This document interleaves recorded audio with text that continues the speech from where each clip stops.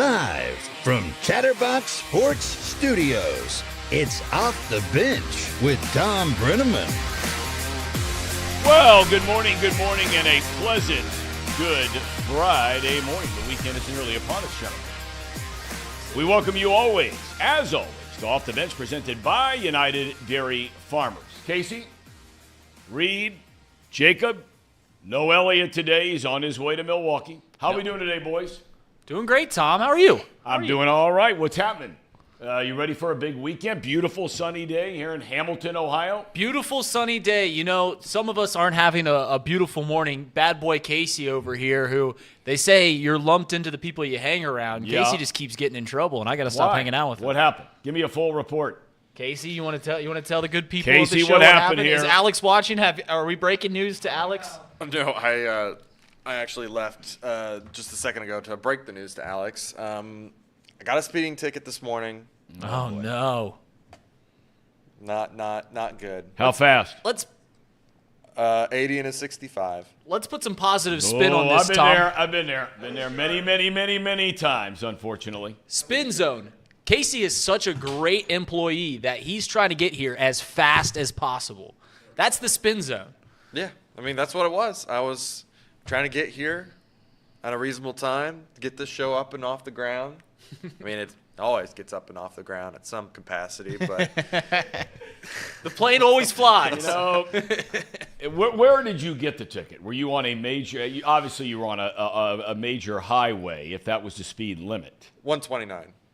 the one right out here. Yeah, Yep, one right out here. I've been pulled over there, gotten a ticket there. Coming into Hamilton? Yeah. Well, that's just because you're trying to get to work so fast, Tom. That's how good of an employee. That's how happy you are to get to Hamilton, trying to get here as fast as possible. And you know, I normally get here, so I'm leaving my house around 7 every morning, and I'll make a stop at UDF right there up on the corner of Ward's Corner and 275. Sure. And then make my way over.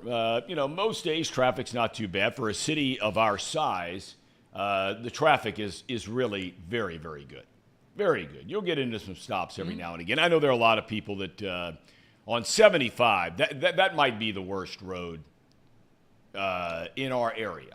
75? 75. Once you start going towards downtown. Yeah, the Lachlan split and stuff like that. It gets really tough. Getting a little backed up there. Avoid that highway at all cost. Casey, I'm sorry. That's okay. Have you told your bride that already? Yes, What was her reaction? Pissed. Not Why? Not just because. I've never understood that. I mean, my wife would get mad at me if I got a speeding ticket. Why are you going to get mad about it? I mean, look, I know that you get points and you get all that kind of stuff, and it might affect your insurance, and yes, that can be a big deal. But, I mean, come on. At the end of the day, why are you going to get mad at somebody for getting a speeding ticket? I mean, there are things to get mad about. A speeding ticket, to me, ain't one of them. Well, just not to get too deep into the woods. It's just money. It's a money thing. Just, can't be having too many of those random. Breaking news. Alexandria's in the chat. Oh, is she? Breaking news. Let me put on these borrowed glasses. She's mad because she says, I am going to be out of work here shortly because of my knee surgery. Again, what does that have to do with her being mad? I mean, it's not like now, unless you've got some major issues we don't know about, you're not getting your license taken away, right? No, I'll just spell it out. It's just tight on money. Right, it's just We're an gonna be expenditure tight on you didn't have in the budget already. Yeah. We've all been there. Your car breaks down or something like that. Oh, and well, you're that's like, a different gosh. animal. I mean, what is this ticket going to be? What, $50? I imagine something. Okay, I mean, look, I'm not dismissing $50, but I mean, okay, all right. People want to get worked up about it, and do what you got to do. We come your way Monday through Friday, 10 a.m. to 12 p.m. Eastern Time. You can join us. Jump on YouTube, Chatterbox Sports page. I mean, our growth is just extraordinary, not only on this show, but obviously on Chatterbox Reds, on Box Lunch. Not too picky. It's amazing. And we thank every one of you. And sometimes I forget to thank you, and I sincerely say thank you from all of us here at Chatterbox Sports. If you'd like to join us in podcast form where our growth is extraordinary, just search Off the Bench with Tom Brenneman and you're dialed in. Look, let's start with the straight facts. about yesterday's game. Yes, the Reds win again. This time 5-4 in 10 innings, and they sweep the Washington Nationals in a 4-game series. The team has won 5 straight games overall. We talked yesterday about it seems like a different guy is helping the team win every night. Yesterday, we talked about the return of Tony Santillan, right? Yeah. Right? All right. Guy's been on the 60-day injured list, and he is thrown right in the fire with a big league club. What's he do? Pitches a scoreless bottom of the 9th inning in a tie game. Reds score in the 10th. They get the win. He gets a win. Joey Votto, a huge game-tying single in the 8th. Senzel, a 2-run bomb in the 10th. But that's not what I find to be truly amazing about yesterday's game. 4 players on this team yesterday. And I used to talk about this all the time when I was doing games. When you'd watch Javier Baez, you'd watch Chris Bryant. And I'm picking those 2 guys because the Cubs had good teams. They were young players. They were players the manager at the time, Joe Madden, would ask them to go do things that a lot of managers or organizations don't ask players to do. And most of the time, I think players are pretty open-minded to it. But for some reason, most teams feel like, guy's young. I'm going to put him at one spot, leave him there, let him do his thing, and let him be comfortable. Yesterday for the Reds, 4 players played 2 different positions during the game, okay? Another 3 different positions, okay, played one player and moved 4 times in the game. That was Senzel. Then Spencer Steer in the game yesterday played left field, first base, third base, and then first base again. It is truly amazing to watch the pieces getting moved around on this team. They use 7 different relievers, covering 7 innings behind starter Brandon Williamson. They win their 49th game of the season. And here we are on July the 7th. Need we be reminded? The team did not win its 49th game last year until the 3rd week of August, when it nearly had 80 losses on the season. Cincinnati leads the National League Central Division by 2 games, and tonight, boys and girls, things get serious. Right behind them, the Brewers, who take care of the lowly Cubs, by the way, yesterday, in another win. So it sets the stage for tonight's 3-game showdown in Milwaukee. What a pitching matchup tonight.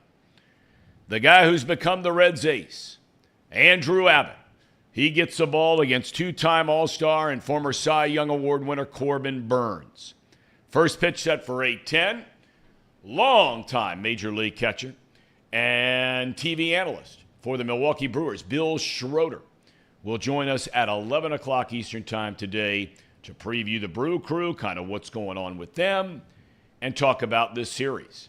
I can promise you, it will be packed to the brim tonight in Milwaukee. They've got great baseball fans. They've got the retractable dome. You don't have to worry about the weather. It is going to be rocking in that joint tonight. And I've always said they play the best music of any ballpark by far in baseball. Really? They do. Because they're smart enough to figure out. And look, I got nothing against rap. Some of it I don't like the lyrics, those kinds of things. You know what I'm saying? But you have to think about, and every ballpark I'd go to, I would talk to, because you're on the same level most of the time, where the TV booths are, radio booths are, with the guy or woman who's running the scoreboard. And those are the people responsible for the music that is played during the game. Now, you got to have a good sound system. People got to be able to hear it. That's a qualm I have with Great American Ballpark. I don't think the acoustics in there are very good. Okay. Right? Milwaukee, they're great. But you have to think about, and Pittsburgh is another place, does a great job with this. Who are the people that are buying the tickets? Families. And they tend to be people who are a little older. Correct. Right? Or really, really young. So you start playing things like Shout. You know, you make me want to shout, right? Or that whole thing. Great right? wedding music. Stuff like, or Shake it up, baby. Now, right? Yeah. All right. That's the stuff that gets fans up on their feet, gets them moving around and dancing, and gets a buzz in the place. You start playing Post Malone, it ain't happening. 3/4 of the people in the stands are not, they don't even know who the dude is. They've never heard, and that's not disparaging him, because he's a very popular artist. In fact, I think he's in town Sunday night. He is. Right? So that's what I'm saying. And in Milwaukee, they got it going on. Elsewhere in baseball, Arizona star rookie Corbin Carroll left a game last night for the second time in a little more than a week with a shoulder injury. He has a history of shoulder problems. He will undergo an MRI today in Phoenix. It's really a shame because Carroll voted to play in next week's All-Star game in Seattle. That happens to be his hometown. How cool would that be? Hopefully he can find a way to at least be there and get introduced. The D-backs, by the way, they're leaking oil. Losers of 4 in a row. Their lead in the NL West is down to a half game over the Dodgers. And I have to say, I don't know how the Dodgers are doing it, because every single day they got a guy going down with an injury. Their entire starting rotation from the beginning of the year is out. Think about that for a minute, right? Yeah. Okay, they just lose Kershaw the other day. They get Daniel Hudson back after missing a year with the knee injury and surgery. He comes back a week ago, pitches 3 scoreless innings last night, has to leave the game, and now he's on the injured list. I mean, they just keep dropping like flies, and they're a half game out of first place. I know they're spending a ton of money, but a lot of those guys are spending a ton of money on are hurt. So they're bringing up all these young guys, and they're getting it done. The MLB draft begins this weekend in Seattle. The Reds have the 7th overall pick. They get an additional choice in what's called the competitive balance round. So in total, they will have 3 picks of the first 43 overall. 18 of the last 22 Reds picks have been college players. A lot of debate about that. We were talking about that here in the studio before the show. We'll get into that today. Football news. Everybody knows it became official, 5 days ago. The UC Bearcats are officially now in the Big 12 Conference.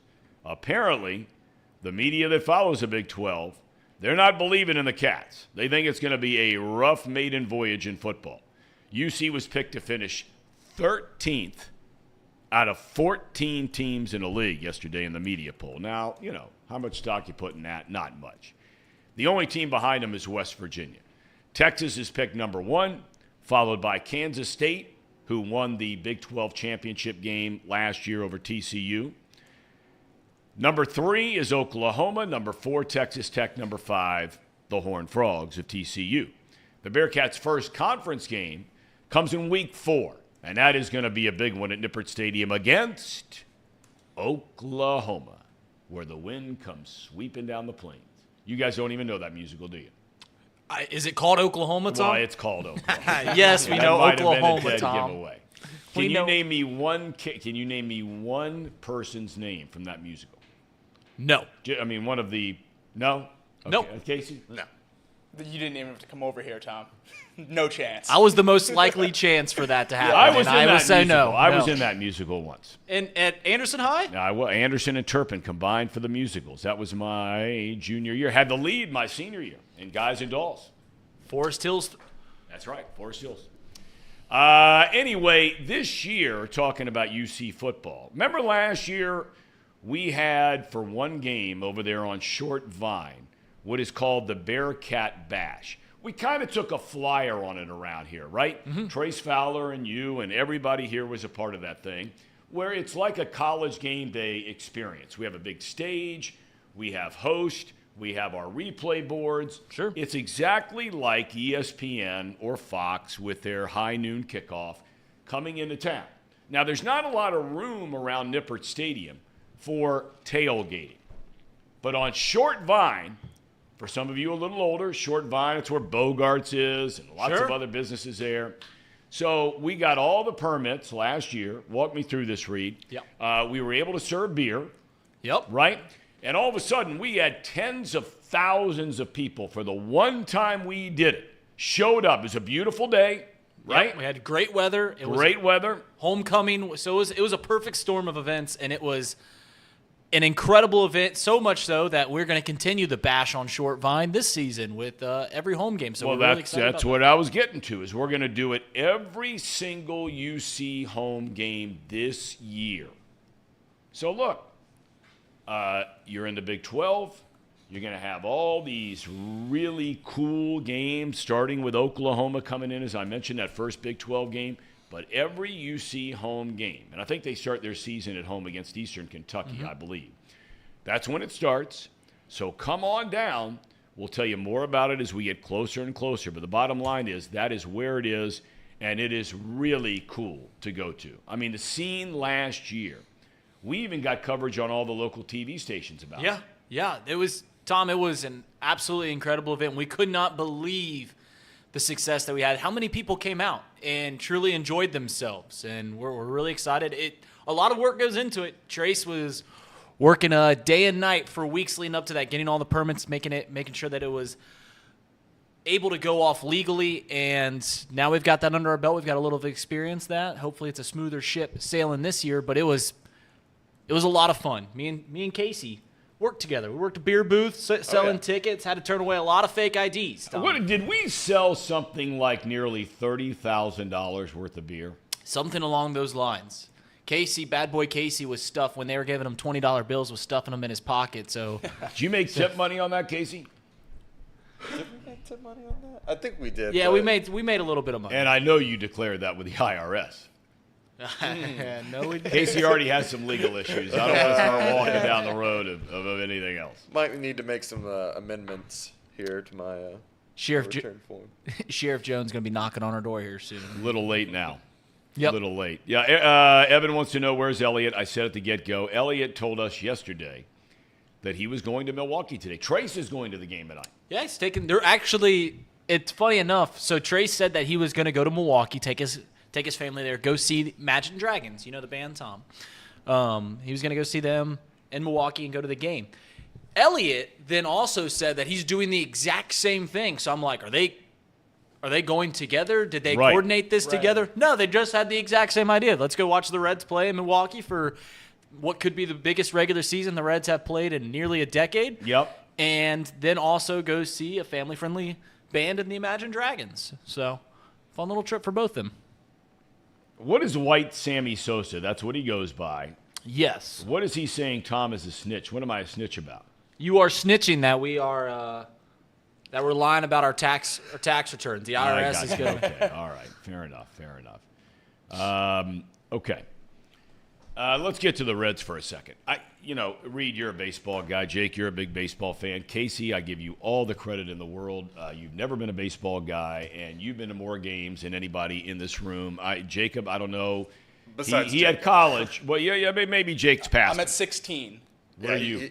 I'm at like 9 or 10. Okay, all right. So, but I really love this thing, and there are a lot of things going on with the Reds to love. But I love this thing about versatility. I have always been a huge fan of this. I mean, whether it's on a daily basis, okay, in a normal 9-inning game. Yesterday it went 10. There was a lot of crazy stuff going on. David Bell gave up his DH during the game last night, right? Mm-hmm. There were a lot going on. You had the rain delay, where Brandon Williamson gets warmed up. He has to sit for, I think it was an hour and 43 minutes, I think I read was the time of the delay. Then he has to warm back up again. He goes 3 innings. And you can get into that whole debate about whether he should have been taken out after 3 innings or not. Evan is saying Brandon Williamson is back. I wouldn't hold my breath on that. And by the way, what was his deal with Charlie Goldsmith? Did you hear this thing? I didn't see this. Fill me in. Explain There to me. was basically, he got all bent out of shape. That Charlie Goldsmith wrote something about him pitching in the rain that started. Oh, yeah, we did see this. We did see this. Yeah, we talked about this last week. Tell me about more of this. So if you remember, because I heard about it. A buddy of mine asked me about it, and I'm like, I got to look into this because I didn't like the sound of it, but I don't want to form an opinion on it until I know more. Charlie Goldsmith is on his game. Yeah, so Charlie put out a post when they were playing in Baltimore. You remember one of the games there was... I've got the post right here. Just give me a minute. Yeah, little context, it was raining cats and dogs out there, pouring rain. People were tweeting about I saw the game. I was in Baltimore. I was there in the pouring rain. I was there in Annapolis last week. Okay. Yeah. People couldn't believe that they were playing the game. Right. Charlie put out some tweet, and Casey will have it up here in a second, basically saying just point blank what was going on with Brandon Williamson, saying that he walked so many people. He Didn't have control. Yada, yada, yada. Well, Brandon Williamson, during the rain delay, tweeted this out at Charlie Goldsmith. During the rain delay. During the rain delay. During the rain delay. I don't know if you saw it or not, but it was pissing rain. You would have misspelled 6 words in this tweet if you were on the bump in that. Which is... It's funny. It's a funny tweet. I said I last like week that I disagreed. I don't need players mouthing off at or tweeting back, defending themselves, whatever you want to call it. In the middle of a game. During the That's- game yeah. towards beat reporters. I don't need that, but objectively a funny tweet. My issue is that it was in the middle of a game. Sure. If it wasn't during the rain delay, I don't know that I'd really have a So, problem. Tom, now that you've seen the tweet, your thoughts, as Paul would say. I don't know what's happened since then. You said he's taken it down since then? It was deleted. Pretty Yes. quickly. Pretty quickly. But, I mean, once Screenshots enough live people, once one person sees something controversial, they're going to screenshot it, make sure that it lives on in infamy forever. Okay. Or famey, whatever you want to say. All right. I will leave it alone for the time being. I have some initial thoughts about it, but I'm just going to exercise a little bit of patience, understand that there is youth involved here. So I will, what's the word they say? What's the word I'm missing Abstain. here? Thank you. See, that's Alabama grad, OU grad. Not a grad yet. Not a a grad. grad yet. Well, He's Alabama, there. okay. We gotta get there. Alabama, shoot. Tom, Okay. do you think that players are right in defending themselves against beat reporters at times? I mean, I think what you do is, I've always said, tweet here's the aside. deal, okay? Here's the deal. And look, there are people out there, and we see this in the chat, that when you say something about players, the hometown players, okay, or the hometown team, they don't like, they get extremely defensive. They think you're a hater. It's like the nonsense with Joey Votto and my dad or me. I mean, it's just complete and utter nonsense. You can have a difference of opinion with somebody, and it doesn't mean you are a hater. Okay? Here's the thing. If I ever said something, and Bob Trumpy talked about this when he was on the show last week, when he got into the quote-unquote media business, when he said what he said in that commentary, and just to refresh your memory, he really had a radio commentary that was scathing on Paul Brown. Okay? If you're going to do that, and the same held true for me, and I think it holds true for most people, Paul Daugherty has talked about this regularly. If you're going to go down and say something about somebody while you're on the air, the next day you have to go down on the field or in the clubhouse to make yourself at least available for that person who may disagree that you said it about, to give them a chance to say something, okay, and talk to you about it. Right. All right? Which is a man-to-man way to handle things. Two of the guys that come to mind through the years, they look you right in the eye, okay? When I was out in Arizona, Luis Gonzalez. I mean, he and I had it out one time like nobody's business. But I admired the fact that he didn't like what I said. He came to me about it. We talked about it. On we went. Scott Rowland was great at that. Okay? If he didn't like something maybe he said about his teammate, because you didn't ever say anything bad about Scott Rowland. Okay? Tom Browning was great at it. God rest his soul. Eric Davis was phenomenal. And there are others. Most of the time, guys will do things in the past where if you come down there, instead of just talking to you man-to-man about it, they are going to, in front of everybody in the clubhouse, start to make a big deal out of it, right? Like they're grandstanding, right? Because they don't want to have the one-on-one. But they want all their buddies to know that, hey, I took on Paul Daugherty, right? Yeah. Okay. Well, that happens in this day and age. This is the kind of thing that we just put up that goes on. And there are other players that have done this before. And so, if I'm Brandon Williamson, I would take this opportunity, and he doesn't need to hear my advice. I mean, he'd look at me and say, are you kidding me? You're the dope that said what you said back in August of 2020. Why would I ever listen to anything that you say? Well, I would make the argument, maybe you listen to something that I've said because I've done something really stupid and tried to learn and grow from it. So that's all you can do, right? Right. Try to grow from something. Learn from the experience, okay? I would just suggest to him, hey, Brandon, listen. Next time something like that comes up, number one, don't ever do it during the game. Right. Even if it's in a rain delay. 3-hour rain or delay. even if you're matter. taken out of the game in the 6th inning or the 4th inning and you had a bad game and you're already out of the game. Take a deep breath. If you don't like what the guy wrote, and he has every right in the world to feel that way. Because, look, guys can say, I don't care what people say about me in the media. Anybody who's ever had their name dragged through the media or social media, I don't care who you are. It hurts. It hurts. It does hurt. It stings when they're either critiquing your performance, critiquing your character, whatever it might be. Okay, fine. I would just suggest to Brandon Williamson, listen, if something like that happens the next time, it might be Jason Williams as a columnist. It won't be anybody on the radio or TV, but if it's somebody, whatever it might be, right? You want to talk with them and have some kind of conversation about them or with them about what they wrote or said. Just, you see him the next day. Charlie's always going to show up. Just grab him the next day. Say, Charlie, are you kidding? I feel like that. It's pouring down rain, man. I mean, I barely get a grip on the ball. How would you type if you're sitting there in the pouring rain? You might misspell 6 words. Just say it to him. Right. And I can promise you what's going to happen is Charlie Goldsmith will then probably say to himself, and I don't want to speak for him, but for me, if a guy brings it up and he does it in a man-to-man, face-to-face sort of way, not trying to grandstand, I'm going to give that guy the benefit of the doubt the next time something comes up. It's only natural human nature, right? No doubt. You've gained a new level of respect for them, not necessarily as a pitcher in this case, but as a person in this case. And by all accounts, Brandon Williamson's a good dude, right? I haven't heard anything. Right. And nothing to the contrary. Right. Okay, I've rambled on and on. Getting back to the versatility thing. Mm-hmm. I mean, there can't be, and you guys follow it a lot more closely than I do, because some of you have gambling interest in all this. No names.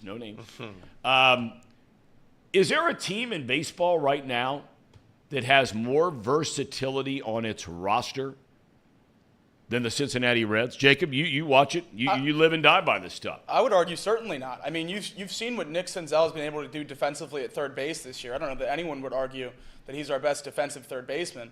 And then he's making plays like that in the outfield, running over his shoulder, jumping into the wall catches to save runs. No one has that kind of versatility. Spencer Steer's playing 3 different positions 4 different times last night in a game that comes down to the wire. Like, these aren't blowouts where we're moving guys around and trying them in new places. They're playing in crucial situations and playing very well. I mean, that's what makes this team so great. That's what makes this young talent so great. I mean, Ellie De La Cruz hasn't played much time at third base, and he's playing there almost every day. Like, it's exciting to watch, and that's what gives us the ability to play these guys almost every night and move them around. What is the number one thing that the Reds have over everyone in the NL Central, over most teams in the National League? And that is their youth, right? It is youth, athleticism, and they're using it to their best ability right now. First off, they're running the bases like banshees. That's using athleticism to the best ability you have. And then you're saying, hey, guys, we need you to play multiple positions. We need you to be as valuable as possible. We do that right here at Chatterbox Sports every day.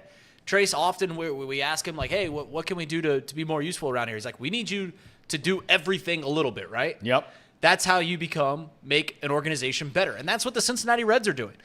Every day you show up, how can I make this team better? Hey, you got to play in left field today. Hey, you got to play third base today. And it's part of the reason why the Reds are winning. They are so young, so athletic, so versatile that they can constantly fill holes in their lineup because you're asking dudes to play a different position every single day. Well, I mean, I think that's the key, and I said it in the monologue, is that, Look, the manager has a lot of leverage and weight with young players that they don't necessarily have once a guy becomes an established everyday player. And I'm talking about a legitimate everyday player. McLean's going to be an everyday player. De La Cruz is going to be an everyday player. Steer is going to be an everyday player. Moving forward in their major league careers, good Lord willing, they stay healthy. If you were to just play, let's say, Matt McLean at short and Ellie De La Cruz at third every day once they got up here, and you hear a lot of times baseball guys and baseball people and scouts and executives say, I want the guy to be comfortable.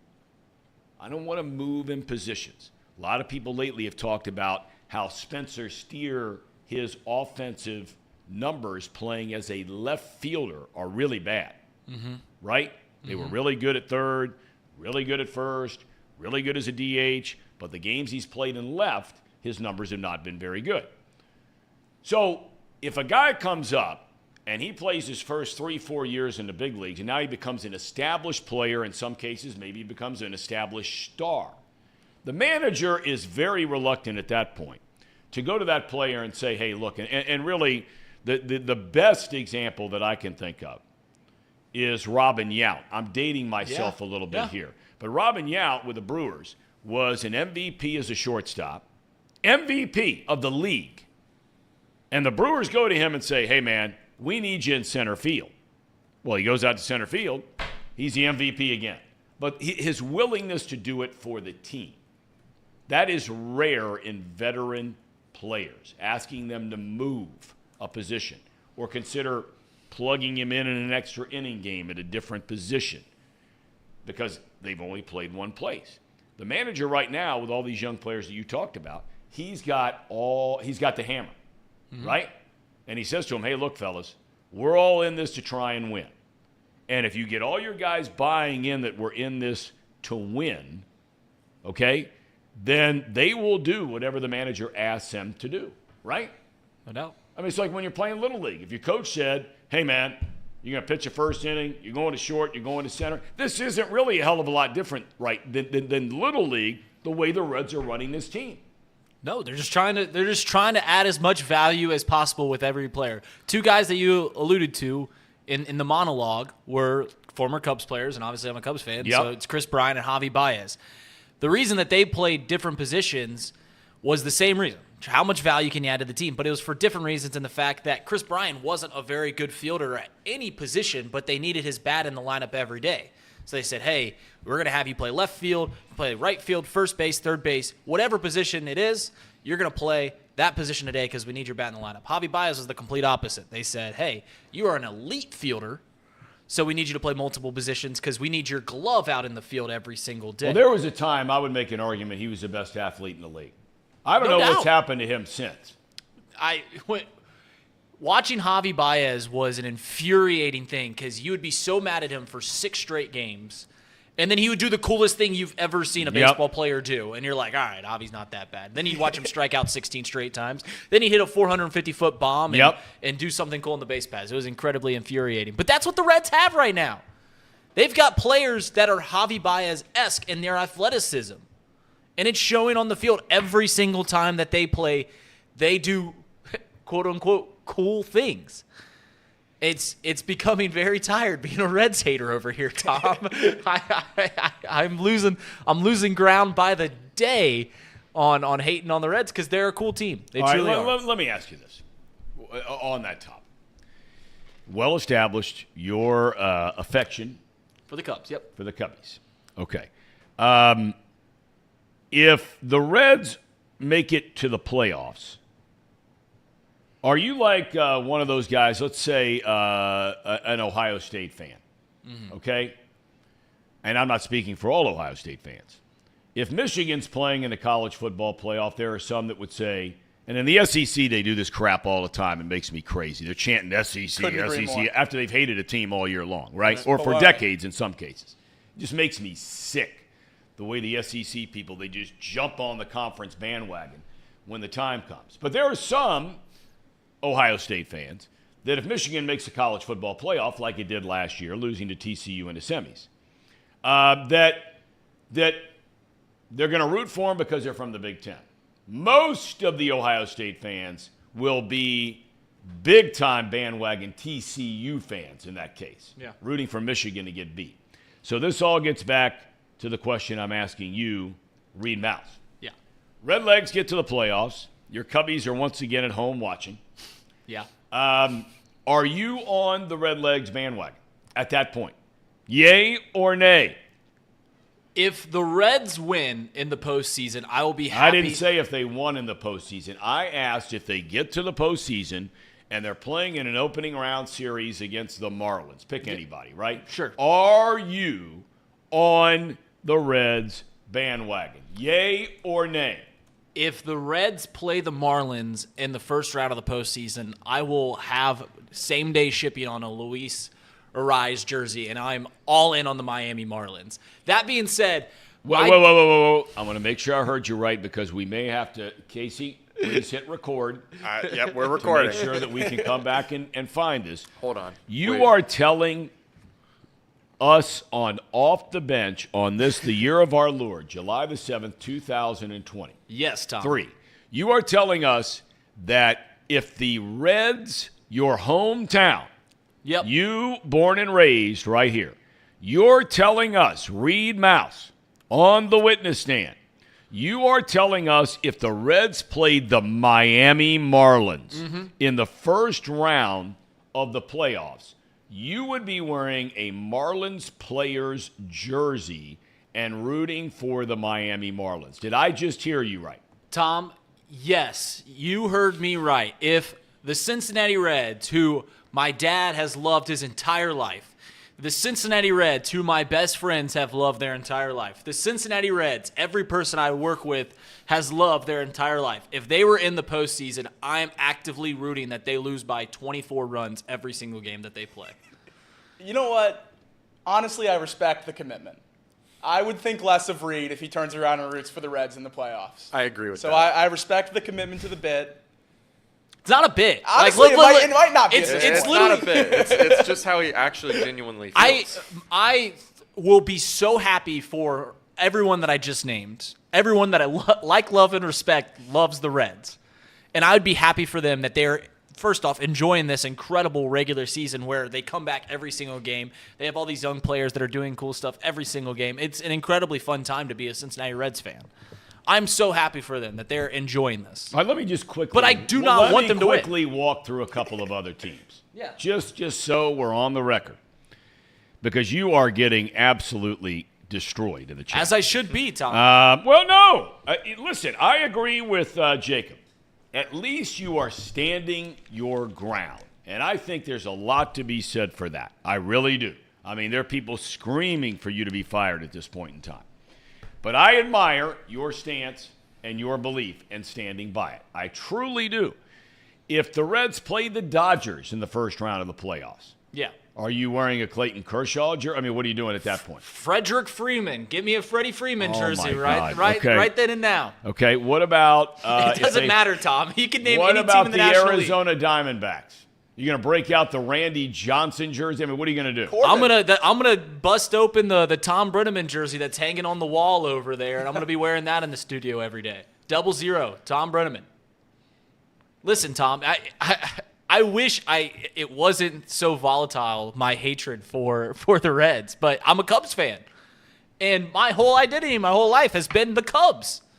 As a sports fan, I've been a Chicago Cubs fan. Do you think most Cub fans, and I worked there for 6 years, all right? Mm-hmm. My sister lives there. You're a closet Cubs She's fan. raised her kids there. That's not true. I'm forever grateful for the Cubs for giving me that opportunity back in 1990. That I will never forget. But I'm not a Cubs fan, nor am I a Cub hater. Where was I going with all of this? Do you think... And I like to think that I have a pretty good pulse of the Cubs and their fans. Mm-hmm. All right? It's a unique relationship, really unlike any other in baseball. I'm not saying it's better than everybody else, but it certainly is extremely unique. And a part of that uniqueness died in 2016. Yeah. There was a part of it that died when they finally won the World Series. It took on a different tenor, a different tone. Expectations are different. all that kind of thing.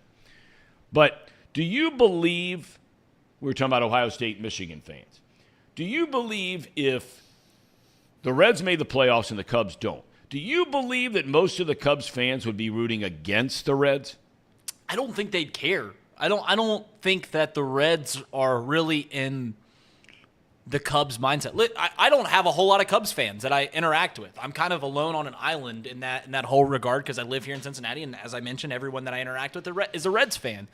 But from my understanding, it's the Cardinals and the Brewers are their big rivals. Okay, that's right. And then the Cubs, Cardinals by far. The Cardinals by a mile, and then the Brewers because they're so close to Chicago. Yeah. And then the Pirates and the Reds are I don't this is demeaning, so I'm not going to say it, but quote unquote afterthoughts in that regard. So no, I don't think there's a whole lot of hatred for Chicago Cubs fans and towards the Cincinnati Reds. You also got to remember that the whole history of the Chicago Cubs, they weren't in the same division as the Reds till the 1990s. That's right. The Cubs were in the East, the Reds were in the West. That's when they redid realignment. I think it was 93. Or was it 98? They did it twice. Well, they added teams in 98. They added teams in 93, and that's when the the Brewers Rockies moved over to the National League. Yeah. And there were 6 teams in the NL Central. Right. Absolutely. And that's when they added the third division. So it's only been, 30 years that the Reds and the Cubs have been in the same division. So it's not a long, storied history of those two teams battling it out ever for a pennant chase, which actually I still hold to this day would be the most fun that I could have as a sports fan. We are being asked some new faces and some new names, unless I'm wrong. You ever heard of Tyler Dawley being in the chat? No. Okay, Tyler, welcome. Nice to have you. Thanks for watching the show. He says, I'm from Cincinnati, and I'm a big Reds fan. I live in Wrigleyville. That's a good place to live if you're young. If you're old, it might get a little late and a little loud. But if you're young, it's pretty good. He says, the fans here hate the Reds. He said, so I wear my Red stuff all day, every day, and right now being able to rub their noses in it. Jared on vinyl, I think we've seen him before. Tom, what are your thoughts on Kyle Schwarber? He's from Middletown, Ohio, if you didn't know that. All-state linebacker for the Middies. Linebacker for Middletown. Sure looks like a linebacker. Till he tried to chase Brandon Miller around. Braxton Miller. Braxton Miller. Yeah, some people call him Brandon. Someone put in the chat, and they're absolutely honest about this. I have been absolutely spoiled as a Cubs fan. When people talk like, 108 years, I started being a Cubs fan in 2002. That's when I started liking baseball. And in 2003, they make the NLCS. They win the division in 07, 08. They go to the NLCS in 15, 16, 17, win in 2006. I've been incredibly spoiled as a Cubs fan. To say the least. Incredibly spoiled. So, I guess I understand that element of it, that I haven't gone through the years and years of losing. Okay. All right, well, Reds fans have gone through a lot of lean times. So here we are, July the 7th. I mentioned in the monologue. Tonight, the Reds begin a series in Milwaukee. We have Bill Schroeder coming up shortly. Man, he had a really long, solid major league career and one of the truly great guys I have ever met in my life. Gotten to know him really, really well through the years as he's been the TV analyst for the Milwaukee Brewers. Just think the world of this guy. This guy is just... He is just a rock-solid, regular guy, and we're going to hear from him at 11 o'clock to talk about the Brewers and to talk about this series. You guys are young enough, and I say all three of you, because, look, you were old enough to know what was going on in 2012, but you really weren't able to understand, just because of your youth, the entire sort of, big picture on the Reds. I talked yesterday. I don't put any stock in that 2020 club. I don't put any stock into that whole year for everybody. You had COVID. You had all kinds of things going on. And the bottom line was the Reds had a roster good enough to win, in my opinion, to get into the postseason, which they did. And I thought they were good enough and talented enough to advance in the postseason. They didn't score a run, losing 2 games in a best-of-3 against Atlanta. Okay, so I don't put a lot of stock in that year. This is the biggest series that the Reds have played in, arguably, fellas, since you guys have been old enough in your lifetime. Would that be fair to say, Jacob Tissett, yay or nay? No question about it. I don't think there's one that's necessarily close. I mean, we had this same conversation a little over a month ago when the Brewers were coming in to Great American, and we didn't even have Elly De La Cruz, TJ Friedel, Joey Votto in the lineup right now, or at that point. So, yeah, we have the actual roster that we have to compete, and the Brewers are going to have to face that for the first time, and I think it's going to go differently. I think we're going to win the series. I've long said that there's nothing better in the city. You've talked about, Tom, I think you alluded to in Boston. You go to Boston, the Red Sox game's on at every bar. Well, it's not just Boston. It's all over about 5, 6, 7 states in New England. It's mind-boggling. It's truly mind-boggling. It's on every TV in every bar in New England. Here in Cincinnati, I've never been to New England, but I truly love when the Reds are good because you go just out to dinner at some bar and grill, and the TV's on the Reds game, and people start clapping and cheering when TJ Friedel hits a 2-run double. I love that as a baseball fan.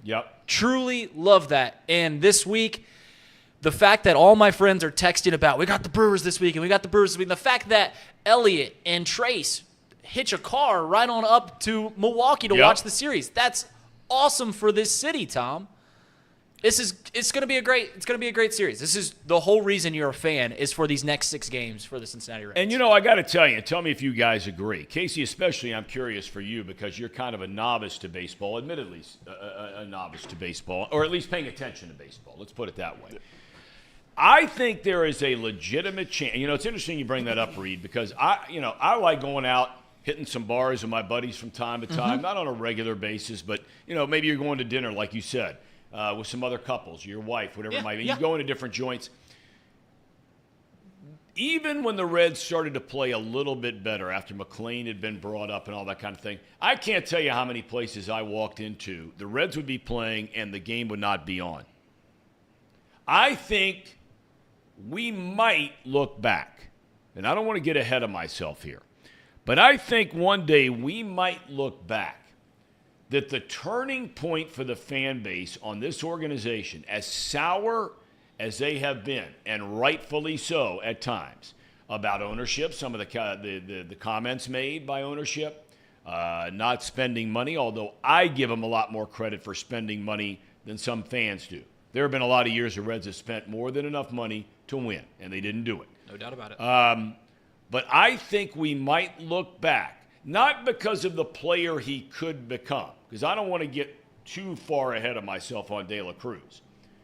But I think the day he was brought up, it changed everything in this city with the fan base. Obviously, they've played great. If they would have gone 7-18 since he came up, it'd be a little different ball game if he were hitting $190. But the fact is, since he came up, this team has taken off, and he has been a big reason why. Yay or nay, Casey, you agree with that? For you, did it change when De La Cruz came up? Ooh, Tom, that's a really good turning point. I would agree with that. I mean, you just look at the record since Elly's been up, and I think the numbers speak for itself, right? Yep. Since he's been up, I mean, they've been tearing it up, just killing it. And, I would like to imagine that it was maybe before then because people were excited that there was the prospects that were coming up, but on the field play, it was definitely when Elly came up, and I think that's when fans truly began to really believe in this team. Yep. Tom, do you remember what happened when the news broke about Elly De La Cruz getting called up? You and Trace were in the office right next to us having a meeting just about the future of this show, just a cordial meeting about this, and I actually had to break in there to go like, hey, Elly De La Cruz is being called up, and Trace immediately is like, all right, we got to do a live show. Right. And immediately the tickets, the ticket website, the Reds website crashed because people were trying to get it. So they generated this buzz for the Cincinnati Reds with Elly De La Cruz being called up. Yep. And they've capitalized it in every sense of the word. You only have this faint buzz when something like that happens. And the Reds haven't looked back, haven't looked in the rearview mirror once, have played the best ball that they've played in decades, Tom. Decades. Over the past month, it is the best ball that the Reds have played in decades. Capitalized on it. Decades? Since the 90s, probably. Since the 90s. We haven't had an 11-game win streak since long before that. Well, This but they had a stretch, 10-game win streak in 2012. Won 7 road series in a row. Yeah, I mean, come on. And you look at that team, and again, I don't get – everybody's on me all the time. Tom, are you buying the hype? Our buddy Sir Boy Wonder. And somebody keeps asking about front row. Who's front row Amy? Famous Brewers fan.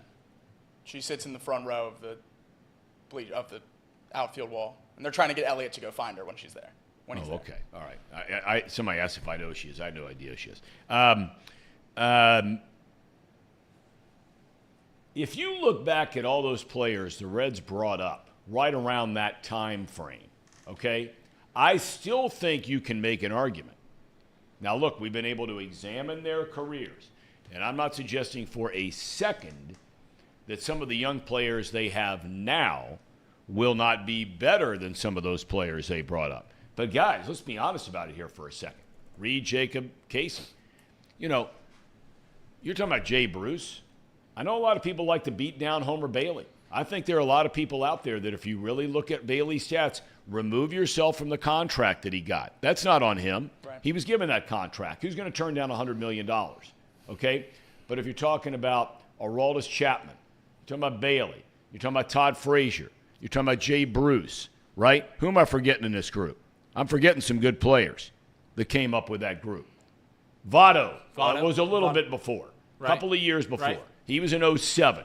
But the point I'm making is in 2012, this team had a lot of really good young players. Oh, absolutely. Right? Really good. Look, like him or hate him, he wasn't a great player, but Drew Stubbs was a solid player. You could run him out there every day. He was going to hit a little bit. He was a great defender. He played every day. They had brought up, if I remember right, Devin Mesoraco at that point in time, right? Who everybody thought was going to be this big star, number 1 pick, so on and so forth. That was a good group, man. That was a talented group of players that all came up together. Unfortunately, they had their chance in 12 and 13, and they didn't get it done. But, look, you just never know what's going to happen with young players. That's why I don't buy the hype. Once they get it done for a number of years, year after year after year, I'm all in. I'm all in. Is it? I don't know if this team is better than that 2012 team is ultimately what I'm saying here. That team won 97 games. The only team that won more games, if I'm not mistaken, than the Reds in 2012 was the Washington Nationals. I think they were the number 1 seed in the playoffs. The Reds were the 2 seed. And both teams got beat in the division series in spectacular meltdown fashion. If you ever want to kill some time and go back and watch a team that has never melted down in the history of baseball in a best-of-5 series, the Reds that was a painful deal where they won the first 2 and they come home and lose 3 in a row. Nothing is more painful than watching what happened to the Washington Nationals in 2012 and that best-of-5 division series against the St. Louis Cardinals. They led in every game. And the bullpen, it didn't matter who they ran out there, things were just completely blowing up. All right. Ham and Eggers, take it away. We got Bill Schroeder coming up right around the corner. Gentlemen, take it away. It's that time of the show, the Ham and Eggers. These guys are great. Trust me, I would know. I introduce all the best segments. Welcome to the Ham and Eggers segment. This is a chance for us to shout out to the sponsors. Obviously, the show is sponsored by United Dairy Farmers. Betfred Sportsbook is a sponsor of Chatterbox Sports. So if you need to get some coffee, need to get some gas, need to get some ice cream, you go to UDF. If you need to place some wagers on the Cincinnati Reds playing the Milwaukee Brewers, there's no better place to do that than at Betfred Sportsbook. We also are sponsored by Encore Technologies. We've talked a little bit about the Bearcats and how they are picked to finish second to last in the Big 12 in football this year? Well, the Bearcats Report is brought to you by Encore Technologies, and they provide IT solutions for a data center world with a suite of services from mobile computing to desktop to data center, supporting both centralized and work-from-home computing models to improve efficiency and productivity. Visit encore.tech. The path to innovation begins here. And the question still remains, are you still drinking regular water? And did you know that alkaline water has been shown to have superior hydration benefits versus regular water in a clinical study? And there's a new premium alkaline water out there that's Pawnee, and I have to tell you, this stuff tastes great. It's made right here in Hamilton, Ohio. It uses natural limestone filtration. They put one ingredient in the bottle. That is water. I look younger every time that I take a drink of it. And I can't wait to get my next drink. It's right there. The result of the natural limestone filtration is the best tasting water in the world.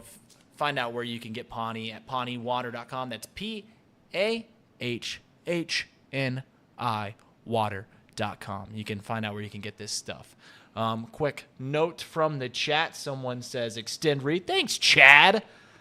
I love Chad Waits in the chat. Thanks for the super chat. As good as Tiger on Sundays, Tom in that white on Fridays might be better. Hashtag extend read. I wonder if Tom's going to a Michael Rubin Fanatics party with the white that he's rocking. Also, guys, I hate to tell you this, but if Javi Baez was a Cincinnati Red, he'd be the best middle infielder that the Reds have had since Barry Larkin.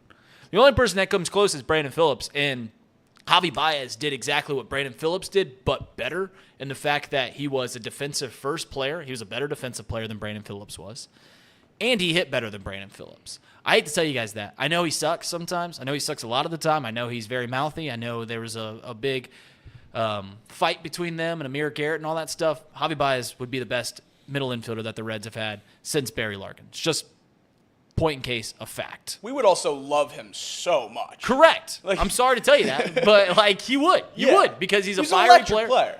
Right. He strikes out 1 billion times, and he's the most infuriating player that I've ever seen. But yeah, that happens. Casey, I'm sorry about your ticket.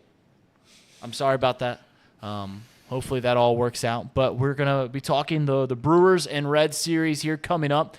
I have a question for Tom when he gets back in here about the MLB draft. We were talking about the draft, and I say one of the things that you can't do, as I get so mad for some reason when the Cubs take high school prospects in the draft, early in the draft. It's just, you've shown way more success over the past decade drafting college players. They pan out way more. Now, yes, there are some cases where the talent at the high school level is just far beyond what you see. I mean, like Bryce Harper, no doubter. I mean, that panned out incredibly well. You can go all the way back to the 80s with Ken Griffey Jr., Chipper Jones, guys like that. Those are anomalies. More often than not, if you take a high school player in the draft, it's just way more risky. It's way more risky. And you've seen way more success drafting college kids as of late. Yash with the super chat, he gave us 10 quid earlier. Turned 25 yesterday. Happy birthday, Yash. Got to see us win twice in a day in London. Grateful for this show and the podcast. Yash, we're happy to have you on here. And we're happy that you support us all the way from London. It's, what, a 5-hour difference? I'm still mad that you didn't go to the London series. I know it was two of the rivals of the Reds, but that would have been fun. Would have been a fun thing to see some Major League Baseball over across the water. And finally, what do we got here in the chat? Hey, Reed, do you think Sabo should have won the Rookie of the Year? I haven't looked into that. That would have been, what, 1989? Chris Sabo? I don't know. I'll pull up his stats right here and right now. When Sabo won the Rookie of the Year? Do you think that he should have won Rookie of the Year? Yeah, that was 1988. The other guy most people were screaming for that year was my old friend and broadcast partner, Mark Grace. Yeah. Well, Sabo had a much better year than Mark Grace that year. Yeah. He did? Much better? Chris Sabo had... Listen, they played the same amount of games. Chris Sabo had more hits, more runs scored, hit for more power, and stole 46 bases. Yeah, end of story. Now Mark Grace had a 20-point higher batting average and a 50-point higher on-base percentage, but Chris Sabo also played a premier position while Mark Grace played first base. Okay, well, he was the best first baseman, though, defensively in the league. The best first baseman in the league isn't worth what an average third baseman is worth. Okay, defensively. That's fair enough. No position more valuable than catcher. Maybe outside the man on the mound who gets it. And this guy played for a long, long time in the big leagues. And for a long, long time since then has been the TV voice of the Milwaukee Brewers. I was saying before he came on the program that this is one of my all-time favorite guys I've ever had the pleasure of meeting. And I mean that not just in broadcasting but in my life. I think the world of Bill Schroeder. And I miss seeing you, buddy. And welcome to Off the Bench. How are you, young man? How's everything? It looks like the sun is shining in Milwaukee. We're doing great. I mean, it's been a little bit hot up here. Of course, I don't have to tell you guys that. But I've spent some of my hottest days in Cincinnati at the old ballpark. And, I got some stories to tell about that. But those days was Matt Vasgersian. But great seeing you, Tom. We miss you. I'm not traveling these days. I'm just doing home games. So, I finally decided that cut it back a little bit. But I won't be in Cincinnati. Miss everybody. Miss the crew over there. And, it's been a lot of fun. But the division's kind of interesting this year, isn't it? Yeah, it really is. And Billy, it's been a long time since the Reds have seen the Brewers, and a lot has changed for both teams. Give us a macro view of where the Brewers are so far this year. I think that most people felt like the strength of the team would be its starting pitching, that would separate the Brewers really from everybody else, maybe outside the Cardinals when the season began. We know a disaster that has been. But what's sort of the state of the union, if you will, of the Brewers right now so far this year? Well, inconsistent offense. I mean, the Brewers have always been put together with power in mind. And, looking to, hit home runs. Rowdy Tellez is on the injured list. He has a bad forearm. He hadn't hit a home run in over a month. Willie Adames, I think, in his free agent season is kind of putting a little bit too much pressure on himself, and his offensive numbers have not been good. Luis Urias, the shortstop, or this third baseman, is down in the minor leagues. And so offense has been an issue. Starting pitching injuries. Brandon Woodruff's only made 2 starts. He made his first 2 starts of the year this year. Went on the injured list with a shoulder issue. He has not been back. They're not expecting him to be back probably until the end of July at best. Now, Tommy, you know how big of a loss that is. I mean, He's one of the best starters in the big leagues. Corbin Burns has been consistent. He hasn't missed a start in a few years. I mean, he's been Corbin Burns. We're going to see him, tonight against your young kid Abbott, who's been really lighting the world on fire. But a couple of guys that the Brewers added, in the starting rotation, Colin Ray, kind of a journeyman guy. Mm-hmm. He was with the Brewers a couple of years ago for a little bit. He has really put together some fantastic starts. And Julio Teheran, remember him? Yep. With the Atlanta Braves. I mean, he's been really good. His last 2 starts haven't gone all that well, but and looking at it, you would think starting pitching is a problem, but that's not the issue. I mean, the Brewers continue to struggle to be consistent in scoring runs. Now, having said that, they put up a bunch of runs against the Cubs in what I would say was the most emotional and nerve-wracking 4-game series that I've ever been in part of. I mean, I've been doing this 29 years, and every game was back and forth, up and down, teams coming back. So, there might be a little bit of a hangover for the Brew Crew, with that series. It was emotional. You know how the Cub fans, they come into the ballparks, and it's like you don't know if you're sitting in the parking lot whether a Brewer hit a home run or a Cub. So that takes a lot out of players, and when they're at home, they're dealing with that. So the Brewers, as much as they haven't seen much of the Reds, they got a 3-game series here in Milwaukee, and then you got the All-Star break, and then the Brewers go right back to Cincinnati. So 6 consecutive games against the Reds, and the Brewers are looking at this as an important stretch. I want to get back to a second about the back and forth in the Cubs series. And look, I admit, just lay it out there on the table from the very, very get-go. I am a big Craig Counsell fan. I know him well personally. I always thought, even when he was a player with the Marlins or the Brewers, that would be the kind of guy, if he wanted to do it, should be a manager. A lot of people here in Cincinnati, Billy, are saying, okay, well, David Bell, he had good teams back in the COVID years. They got to the playoffs. they get bounced. Then he goes through a number of this whole rebuild where they're getting their tail kicked every night, and that's no fault of his own. Now they're playing well, and you've got some that are saying, well, you got to give the guy an extension. What was it about Counsell? Because when he took over the Brewers, and I think it was for Ron Renicky, if I'm not mistaken, he was working up in the front office. He takes over for Renicky. What is it? Everybody, I mean, David Bell is no different than Counsell. They were both good players. They grew up in the game. They understood the game, students of the game. But what was it about Counsell, or what is it about Counsell that has led to his sustained success where you said even early on, hey, this is a guy we want around here a long time if he wants to be here? Well, again, I don't care what kind of manager you are. You got to have players to be able to get the job done. I mean, Craig Counsell has, in my mind, and I look at everything through Brewers glasses. Yeah, I think he's the best game manager in baseball. I think that he's never surprised. He's always looking ahead. I mean, the way he works his bullpen, the way he manipulates his bench and keeps everybody involved in games. I mean, if you're in the National League game, even with the designated hitter, Craig Counsell has a way of using all of his players, and everybody comes to the ballpark every day knowing that there's a pretty good chance that not only are they going to be able to get into a game, but they're going to have an impact on the outcome of a game. And we've seen that over and over and over again. So, Counsell, I think that the trend in baseball is managers that are not that far removed from their playing days, understand the mentality of young players these days. I mean, and that is so much different, Tom. And you know that from back, even when I played back in the 80s, early 90s. I mean, things are so much different, and so, it's such a different way you have to deal with players these days, whether that be good or bad. It's just the reality of it. But Craig Counsell cares about his players. He has a way of getting to his players, and they understand what their role is.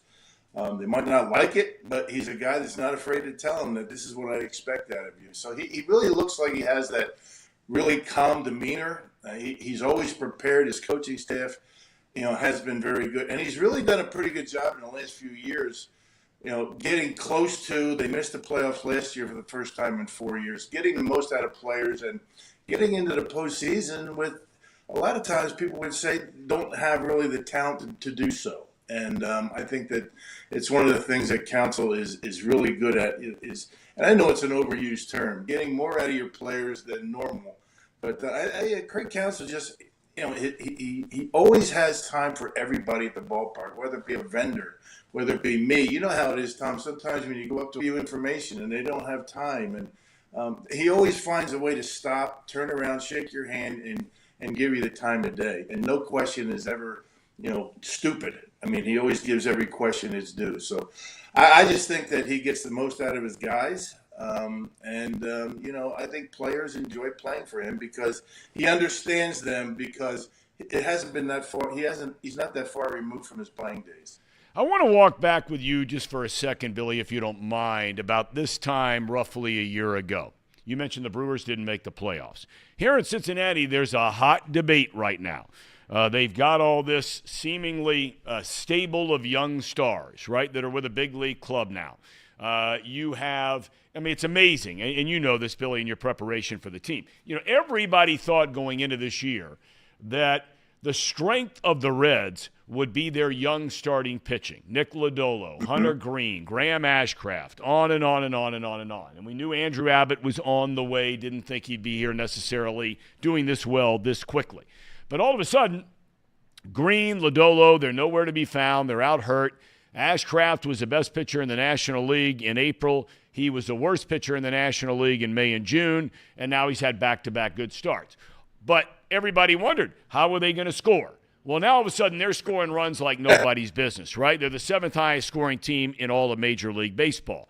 And now, because of the starters being hurt and or ineffective, there are some around here that are saying, you know what, I know you got a lot of these great young players at the minor league level. You got to make a deal, and you got to get some starters in here to try and win. Because outside of Atlanta, nobody's a juggernaut in the National League. Reds look like they can beat anybody. They can lose to anybody, but they look like they can beat anybody. This time a year ago, the Brewers traded Josh Hader, the best closer in the game. What was going on there, and what would you say if you were the general manager of the Reds? And do you go out and trade some young players to try and win now? Well, you're winning now. I mean, it's a really good year, Tommy, right, to be average in the National League Central Division. I mean, I don't know if you want to mortgage your future to grab a player or two, or maybe a pitcher, or I don't know what they're looking for. In all honesty, I really haven't dug too deep into the Reds at this point. It's still a little bit early out here, and I'm still getting over the hang of that 4-game series against the Cubs. But, again, it sounds as though what is being discussed in Cincinnati is the same thing that's being discussed in Milwaukee. What is Matt Arnold, our new general manager, going to do? And there really hasn't been any discussion. He hasn't made any comments regarding the trading deadline and what their plans are. Now the draft's coming up. So I think the thing right now is with baseball is that, you have the draft and you have the trading deadline, and they're pretty close together.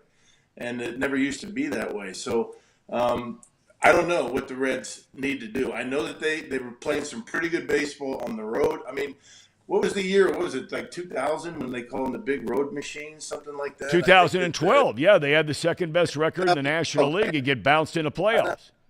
You guys can't lose on the road this year, and, I don't know what has to be done. Now, again, I mean, some of the injuries to the starting rotation, those guys expected to come back. I think that the Brewers are anticipating Brandon Woodruff actually coming back. Now, that's a big-time trading deadline acquisition when you get guys like that back, and it's really from within. So I don't think Matt Arnold has any interest in trading off any of his minor league talent, like Jackson Churio and Sal Frelick and those kind of guys, to bring somebody in here to try and make a playoff run. Now, there's a big difference between getting to the playoffs and feeling as though you can win a World Series. And what do you feel like you want to give up just to get into the playoffs? I don't think the Brewers are in that spot. So, and probably the Reds aren't either. So, I mean, I think it's the end run, the long game for Matt Arnold and the Brewers. And I would imagine that I don't think that the Reds have any interest in getting rid of a lot of their young talent, like De La Cruz. I mean, that guy, he's really made an impact. And every day, you look at the box scores. I mean, he's doing something to help you win. So, it's tough these days. General managers have to figure, do we have enough to win a World Series, get to a World Series, or is it just going to get to the playoffs? And you got to decide whether that's something you want to do. Well, it's one of those things, and you're right, Bill. I mean, this is a kind of topic that has been debated, forever and ever and ever, especially when you're a mid-market, smaller market team. You try to do it the right way. You try to draft well, develop well, which I think is the one area where most people don't talk about as much. I think development is every bit not as important. I think it's far more important than your drafting. It's the development of what happens when you get guys in your system, whether they be pitchers or position players. But, look, George Grand used to say all the time, and we've used this quote frequently on the program, you don't pick the year that you're going to contend. The year picks you. Right. And, look, the Atlanta Braves were just here a week ago in a 3-game series. And it was exactly the kind of series you were talking about with the Cubs. Now, it didn't have the rivalry implication or the proximity implications, but this was an unbelievable 3-game series. And, I mean, the Reds are going toe-to-toe with these guys, and you're saying to yourself, hold on a minute now. You just saw some of the Braves' allegedly great pitchers who didn't look so great. You were running out all your starters who weren't worth a hoot, and yet you're taking it to these guys for 3 straight days. Now, you end up losing 2 out of 3, but you easily could have gone 3-0 just like you could have gone 0-3. I just think that, I feel like, you're not going to trade the De La Cruzes or the Matt McClains or those guys or the Spencer Steers of the world. But I just say to myself, Bill, look, if I can get fill in the blank, Shane Bieber, if I can get somebody like that. And if my organization is not strong enough to withstand the loss of 2 guys that are playing in single A or double A, I mean, come on. If your franchise is based on that, then you got issues to begin with. I think you go for it if you get the chance. No doubt. And I hope you guys don't get Shane Bieber. That's going to hurt our chances for sure. Well, you're right about, any team that lines up against any other team. So, the Oakland A's came in here a while ago and swept the Brewers in a 3-game series. And there was a stretch where they couldn't lose either. So, Right. you run out of hot pitchers, and you have some guys that aren't throwing the baseball that well. The Brewers beat Stroman yesterday. He's had 3 bad starts in a row. So, on paper, you've got really good starting rotations, but guys aren't going to be at the top of their game all season long for 30, 31, 32 starts. So I agree with you. If you can get a guy like that for maybe a couple of also ran guys down in the low minor leagues, for sure, you pull that deal off. But I don't know how many teams are going to be willing to do that. So, it's just a good year to be in the Central Division in both the American and National League. Look, the American Central Division American League has one team over 500 right now. So, it's good. And the Central Division and National League. I mean, it's going to come down to the end. Who's going to get hot? And you know what? I'm one of those guys that I'm scared to death of the Cardinals every single season. Once they get to mid-August and into September, how many times, Tommy, have we seen them just put a run together and start getting back into a race? I mean, it's just you just get conditioned to expect that out of those guys. But they have played dreadful baseball, and that's the biggest surprise for me in the division. The fact that they're way behind and they're way under 500. You don't usually see that, but maybe they would be in a position maybe at some point to make some moves and deal off some talent. Get a Jack Flaherty or something like that. That would be something that would be of interest. Right. The last thing I want to ask you about, and I don't want to ask you as it pertains specifically to the Reds' young catcher Tyler Stevenson, because you don't watch him play every day, and I don't expect you to have an opinion on him one way or the other.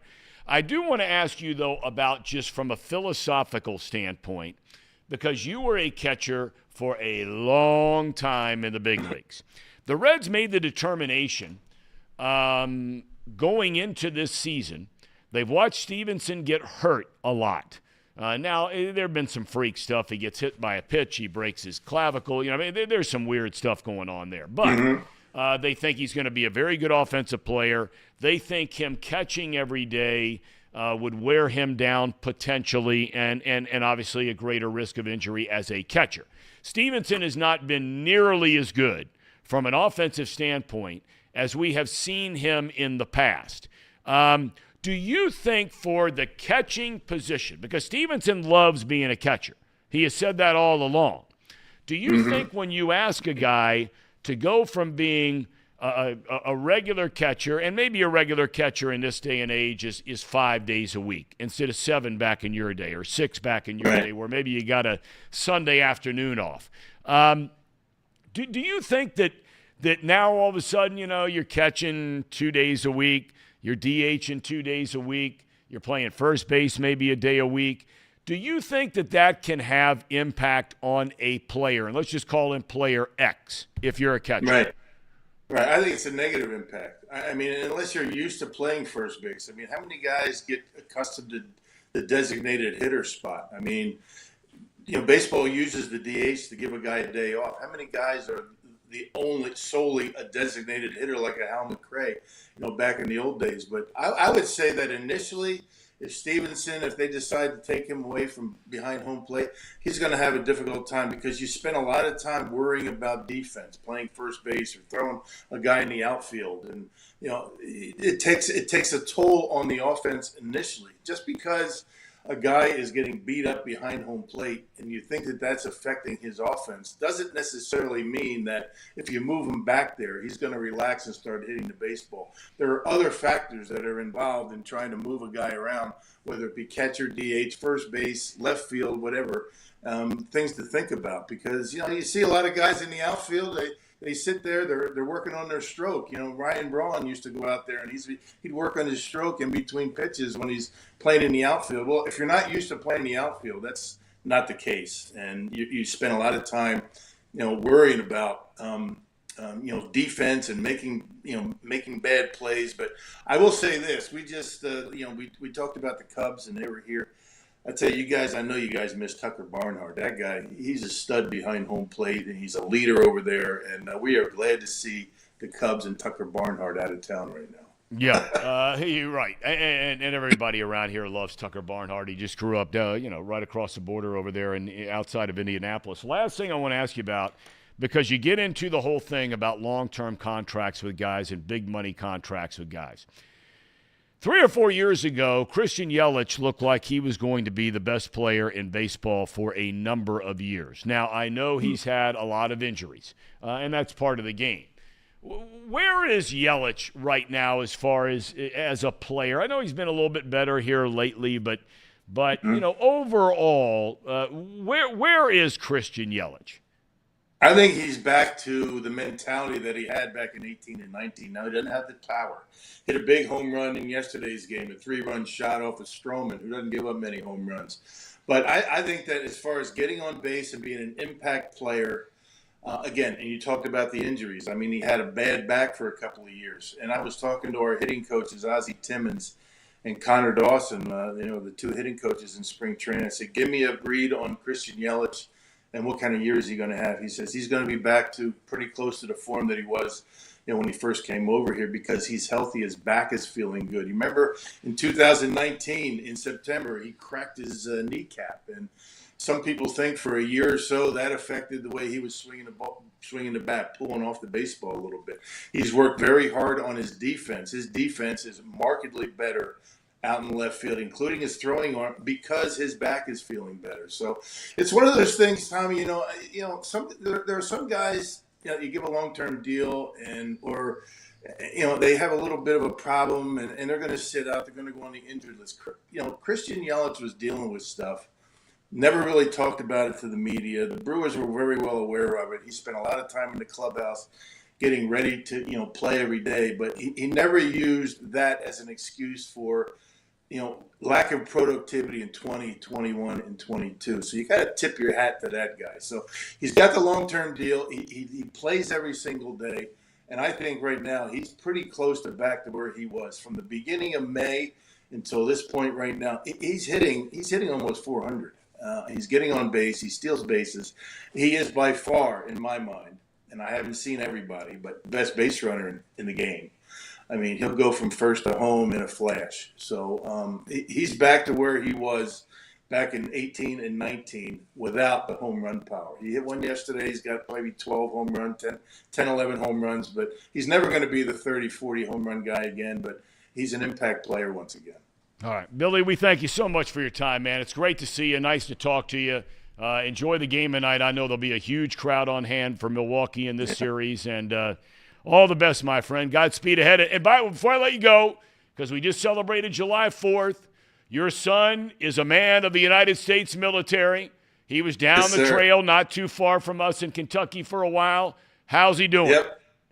He's doing great. He's out of the Army. He's in private security in the Seattle area where he and his wife currently live. He always talks really highly of you, and you were really good to him as well. So we appreciate that. And, Tommy, we miss seeing you, man. We really do miss seeing you, and hopefully we see you down the road. And tell your dad we said hello, right? We'll do it. Billy, thanks for your time, man. Have a great day.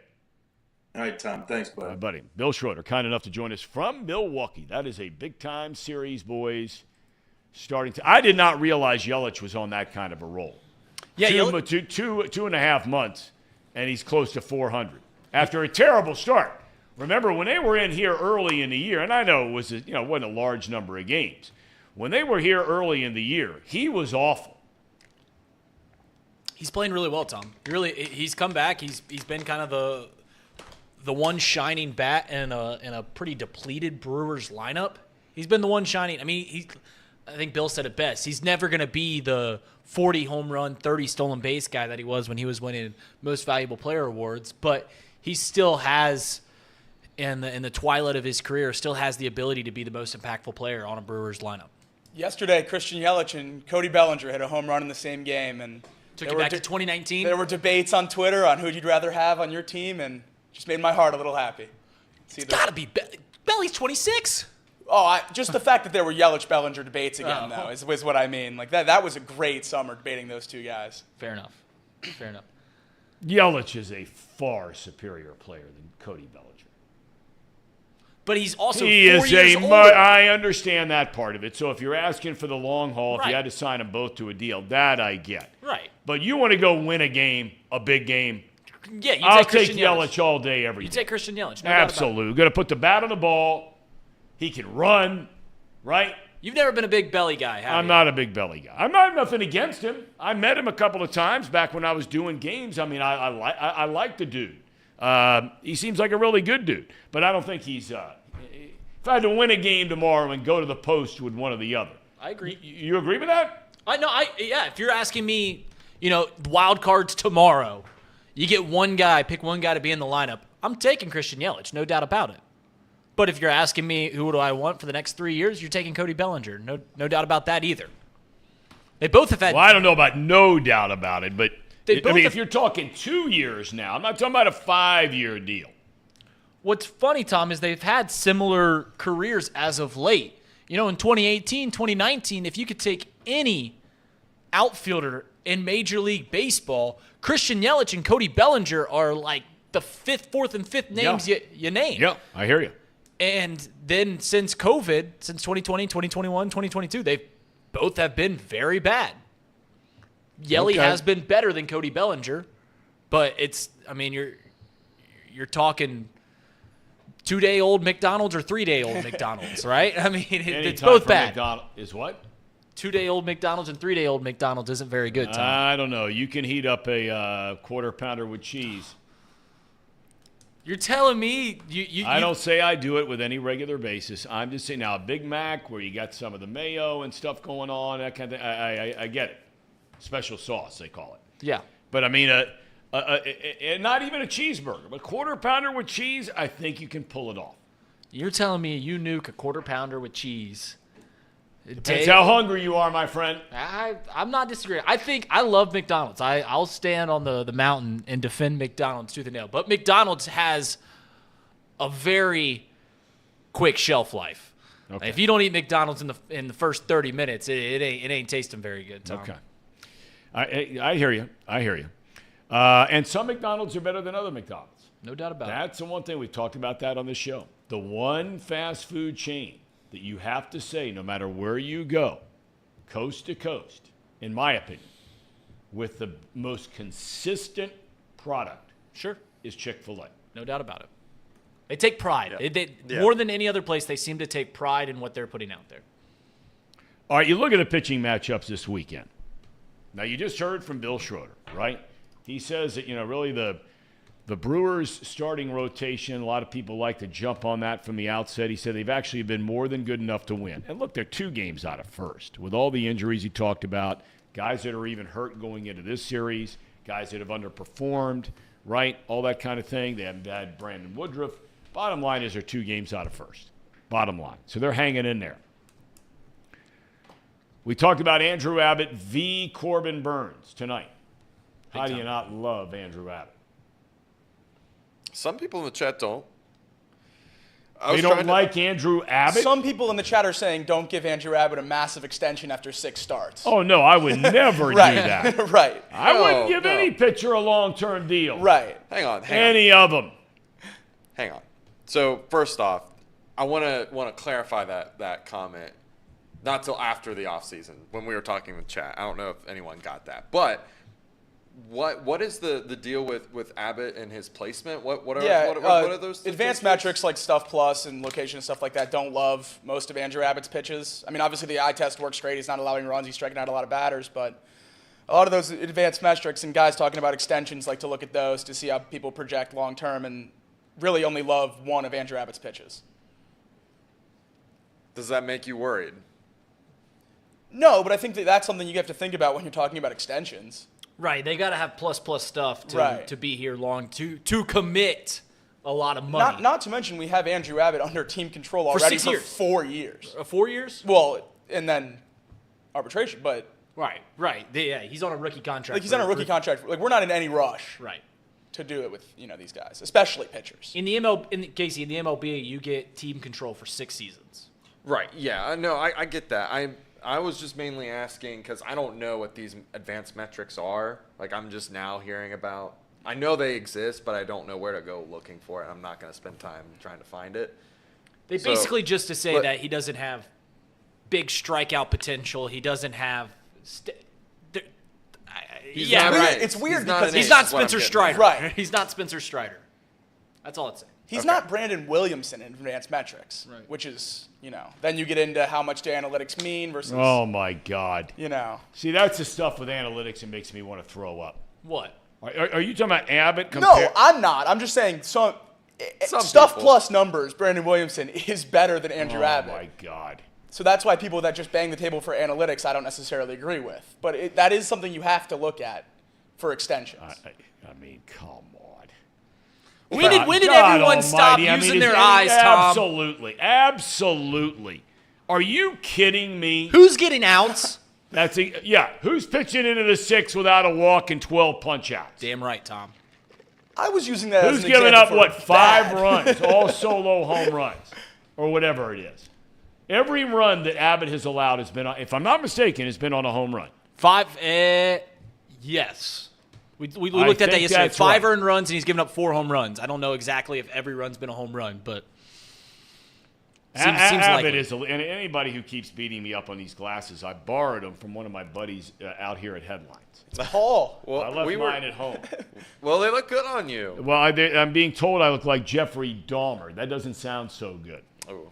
Tom, I get you're that not comment too. you're not the first Chatterbox employee that's been compared to Jeffrey Dahmer. I grew a mustache out in the fall, and everyone kept calling me Jeffrey Dahmer. Which, out of the names that you could be called in the history of men and women, It's not a good one. that's like bottom 3 of who you want to be Yeah, compared and Eddie to. Gein is right there with him. The day I proposed, I was called Jeffrey Dahmer because I even had the outfit on. I had like the Oh, my God. the jeans and the buffalo striped whatever the Casey's getting speeding tickets. He's being compared to Jeffrey Dahmer. What happened to our Tax innocent evasion. Casey? Tax evasion, right? They got Al Capone on that, Tom. They did. That's how they got him. That's going to get Casey next. That's how they got him. Evan keeps going on and on and on and on about Brandon Williamson. Nobody is beating down. I'm with you, Evan. I think Williamson has a chance. Again, we're talking about the eyeball test. I look at some of the stuff that Williamson features. There's a lot to like about him. There is a lot to like about Williamson. The question is, can he develop? And I notice as soon as I say that, David jumps in and says, Williamson is developing at the major league level. I agree with you. Evan, all of you. I have nothing against Williamson and what his future looks like. But look, I'm not going to be one of these guys with rose red colored glasses. All I care about at the end of the day, and all you should care about at the end of the day, is what does he do today? What did he do today? Whether it's, because of injury, he's had to come up, and Green and Lodolo and then Ashcraft getting hurt and not pitching well. Okay, look, I don't want to hear about him developing at the major league level. He is getting paid to be a major league pitcher on a contending team. I don't care how young he is. I don't care what kind of experience he has. None of that means anything to me today.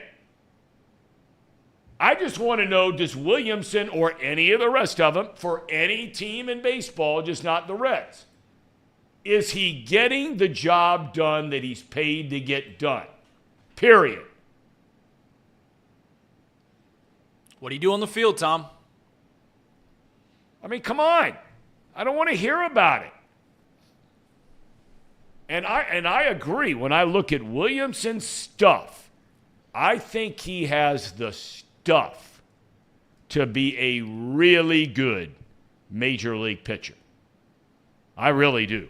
I like his stuff quite a bit. But look, you got to go out and get it done right now.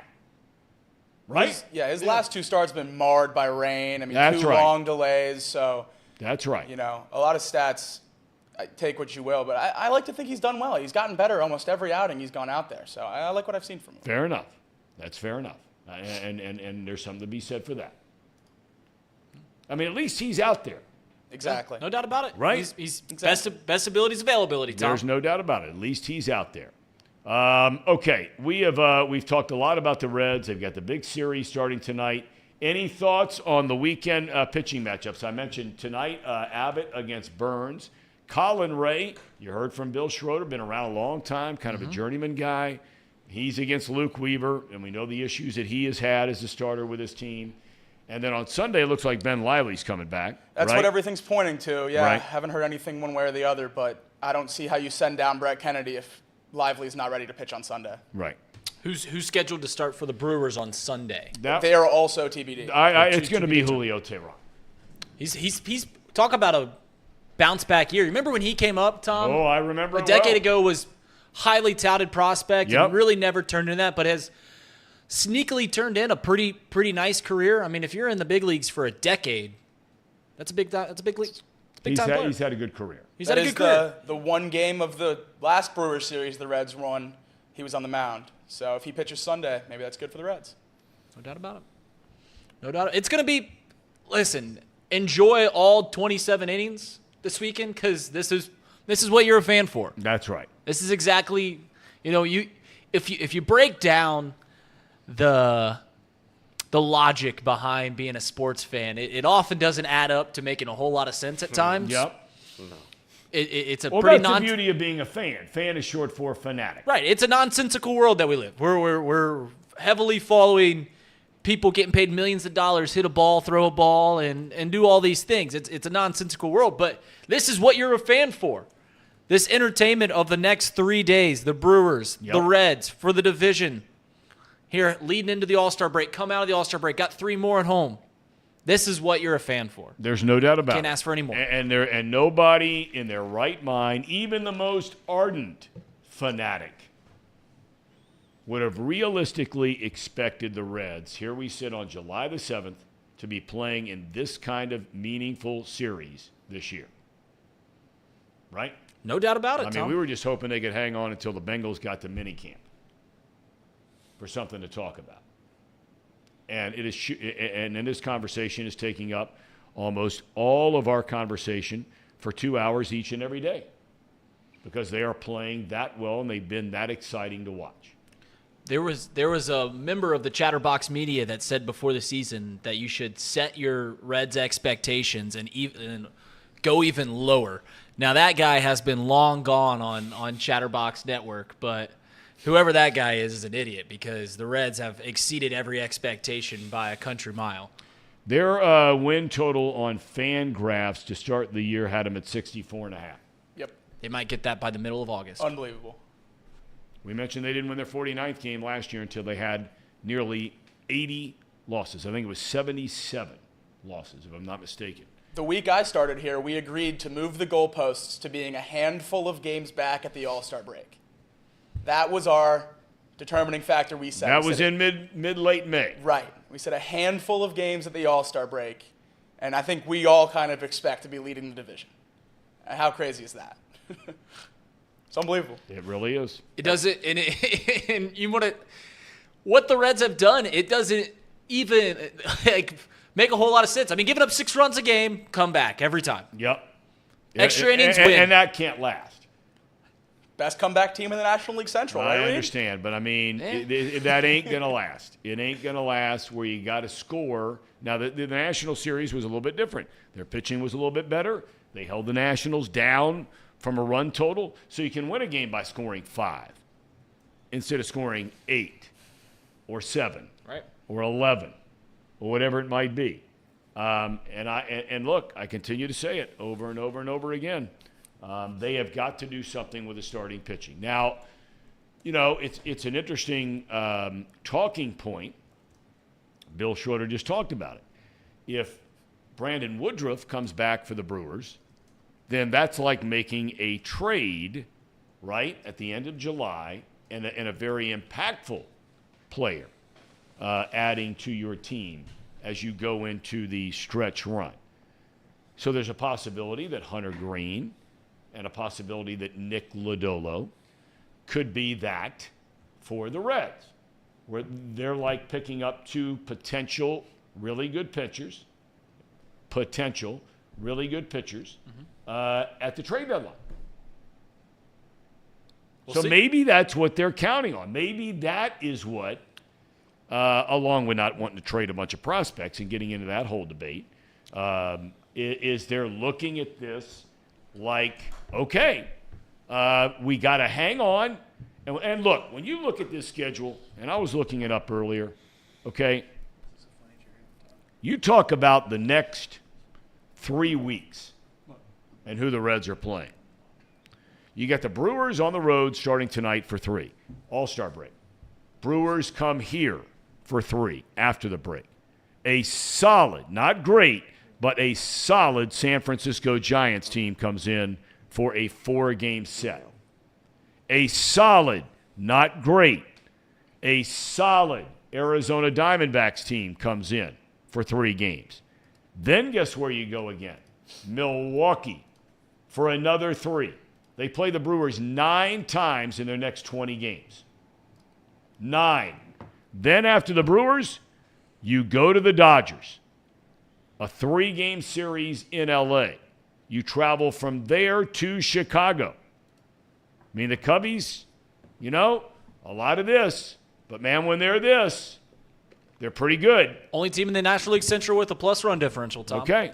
So you go to the Cubbies, and that is a 4-game series before you hit August the 4th, and now you're playing the Nationals. God, are they awful. But behind them, the Marlins. So these next 3.5 weeks, or let's say 3 weeks, before you hit, 3.5, before you hit the trade deadline. I'm sure that Nick Krall is on the horn every day with all the staff out in Arizona, because that's where Lodolo and Green are, trying to find out, where are we? How are they doing? What are you seeing? When can we send them on rehab? Because both have missed so much time now, you are at a point where even if you send them on rehab, you're going to have Hunter Green and Nick Lodolo pitch 2 innings the first game. You're going to have them pitch 3 innings the next game. And really, it's all pitch count. Okay, but let's just assume doing the numbers. 5 days later, maybe you get them to 4 innings, 5 innings, maybe. So now you've chewed up, right? Just for 3 starts alone, you've chewed up 15 days to get them to maybe 5 innings. Once you get them to 5, maybe you feel like, time to get them up here. But at the very earliest, and guys, this is the interesting thing about this whole Hunter Green and Lodolo thing, is that their timetable does not necessarily match up with where you want to be as far as making a trade is concerned. Because there's a deadline for the trade. Mm-hmm. Right. Even if those 2 guys went out tomorrow, which they're not, if they went out tomorrow on a rehab, you'll be lucky to get 3 starts out of them between now and the time you hit the deadline. No doubt. So what are you going to do? There's a lot of question marks on what the Reds can do. When it comes to the Reds and their starting rotation, I was sitting up here 2 weeks ago talking about how I think they should. They need some help starting pitching wise, but I don't want them to. You don't want to mortgage the future. You don't want to get rid of any prospects. That's still the MO. But back then I was like, go get these 40-year-old guys that can eat up innings, the Rich Hills of the world, the Patrick Corbins. Alec Mills worked great. Alec Mills, and now I just realized, and it was Alec Mills coming up and pitching for the Reds, that it was, what are these guys that, had careers a decade ago gonna do that a Ben Lively can't? Right? I mean, you've already got these young guys, at least they have major upside. Or not even major upside, just have some upside to where they're going to do the exact same thing that a 40-year-old Rich Hill would do. My biggest worry right now, the closer and closer we get to the deadline, is less and less teams seem like they're going to be eager to sell. And we talk about going and trading prospects for a Shane Bieber, or trading prospects for another premier pitcher with team control and stuff like that. I don't want to do any of that, but something that might be even worse is overpaying on middle prospects for like a Michael Lorenzen or a Lance Lynn. Like, just because they're the best pitcher available does not mean we have to go get them. We are better off long-term just sitting still. I mean, Bill Schroeder said it in that interview. Do you want to just make the playoffs, or do you want to compete for a World Series? Trading for a 5-6 inning eater guy with a 6 ERA and trading away 2 top 30 prospects, that's not worth it. Now, if you can trade maybe a Nick Senzel or a Jake Fraley even, then you're talking a little different about it. But to overpay for a middle-of-the-road guy is just not what this team needs. You know, it was brought up in the chat, and I'm flying through this very quickly, where it was brought up in the chat that, when you get to the postseason, it's different anyway. You know, guys are going 4 innings and getting out. I'm just flying through the box scores of last year's World Series. Outside of one game that was a blowout game, a 7-0 game, every single one of these guys that started, except for Noah Syndergaard, who started one of the games for the Phillies, every single one of these games had starters going 5 or more innings. Every single one of them. If anybody believes, and it was brought up in the chat, if anybody believes that crappy starting pitching, because you only have to go 4, or mediocre starting pitching in a good bullpen is going to win you the World Series, that is just absolute nonsense. Also, nonsense. Yeah. You don't have starters going in the LCS and the World Series that are going to win 4 innings. Ain't happening. No, you're absolutely right. And the pitchers that are going 4 innings, it's because you've shortened your rotation and have starters in the bullpen. We don't have that. We're basically starting relievers right now. If you look up Luke Weaver on ESPN, it has saves, not his record. Like, he's not even a starting pitcher. So to ask these guys to go 4 innings and then go to our bullpen for, however, we're going to extras every night. So 6 or 7 innings out of this bullpen is just not something you can ask for them to do, especially in big moments like the playoffs. You know, David says, take a look at the MLB probable pitchers on a daily basis and see what teams are throwing out there. I agree 100%. I was the one who said on this program yesterday that, in my opinion, we had Tracy Jones on. Here we are in a day and age where guys are bigger, stronger, throwing harder than they have ever thrown in the history of the sport. I look around, there aren't a handful of great pitchers. There are not, simply not. Where a starter is handed the ball at the beginning of the game, and obviously you're not going to do it over 34 starts every time. But a starter is handed the ball at the beginning of the game, and the opposing team, they are basically done. And I saw it twice a week for 5 years. There are great pitchers, and then there are the Striders of the world, the Stromans of the world, the Urias of the world. I mean, look, I'm not saying there aren't good starting pitchers out there. There are not great starting pitchers out there. You hand the ball to Schilling. You hand the ball to John. And look, do me a favor, okay? If you don't believe me, go look up the 2001 or 2002 Arizona Diamondback season and click on Kurt Schilling or Randy Johnson and look at their every single game log. Every single one of them, with the exception of maybe 2 or 3 over the course of the year, the line will read 7 innings, 3 hits, 1 run, 12 punch-outs. 8 innings, 4 hits, no runs, 14 punch-outs. 9 innings, 5 hits, 1 run, 12 strikeouts. Those are great starting pitchers. And it's why I get back to what I've said all along, boys and girls. We're at the point now where if the Reds don't get at least to the National League Championship Series, I think it's a disappointment. You think if the Reds don't get to the NLCS, and I'm not saying, that's a disappointment this year, let me finish. Come on. No, hold on now. Here's what I said. I'm not making that statement at the beginning of the year. Nobody believed that. Nobody in their right mind, even the biggest fan, believed that. When I again look at the players on the field compared to the competition, remember, I said this about the National League Central 3 weeks ago on this program. What has happened? The best team, the most talented team, is now in first place in the division. I said 3 weeks ago, you scared of the Brewers?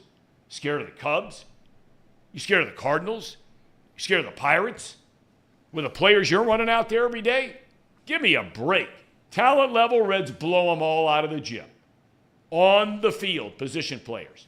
They are a better talented team than any team in this division, and it's not even close. The Cubs position players can't play with the Reds. No.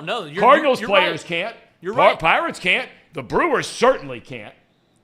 So, can you ask me, do I really feel that way? You're damn right. Because I say the same thing that if you're talking about once you get there and you're lining up talent with the Marlins, you're lining up talent with the Diamondbacks. Do I think the Reds can beat anybody they play in the opening round of the playoffs? You're damn right.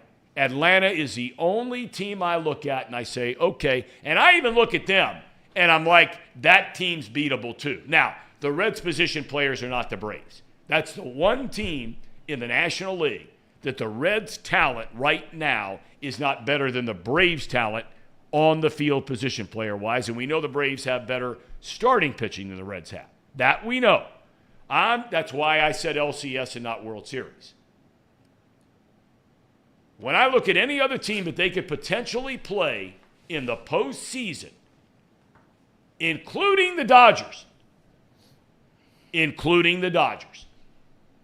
I think the Reds can play with any team and beat any team in the National League in a best-of-5 or best-of-7 series. I truly believe that. I agree that we can. I think saying anything short of the NLCS is a disappointment is a little much for a group of guys that won't even have played 100 games together by the time we get there. Correct, Tom. You're not wrong in the fact that the Reds have the second or third best lineup in the National League. Okay, well, if not the entire major leagues. Okay, but you're not wrong about that. All right, They go can ahead and beat finish. Go ahead and finish. They can beat anybody on a game.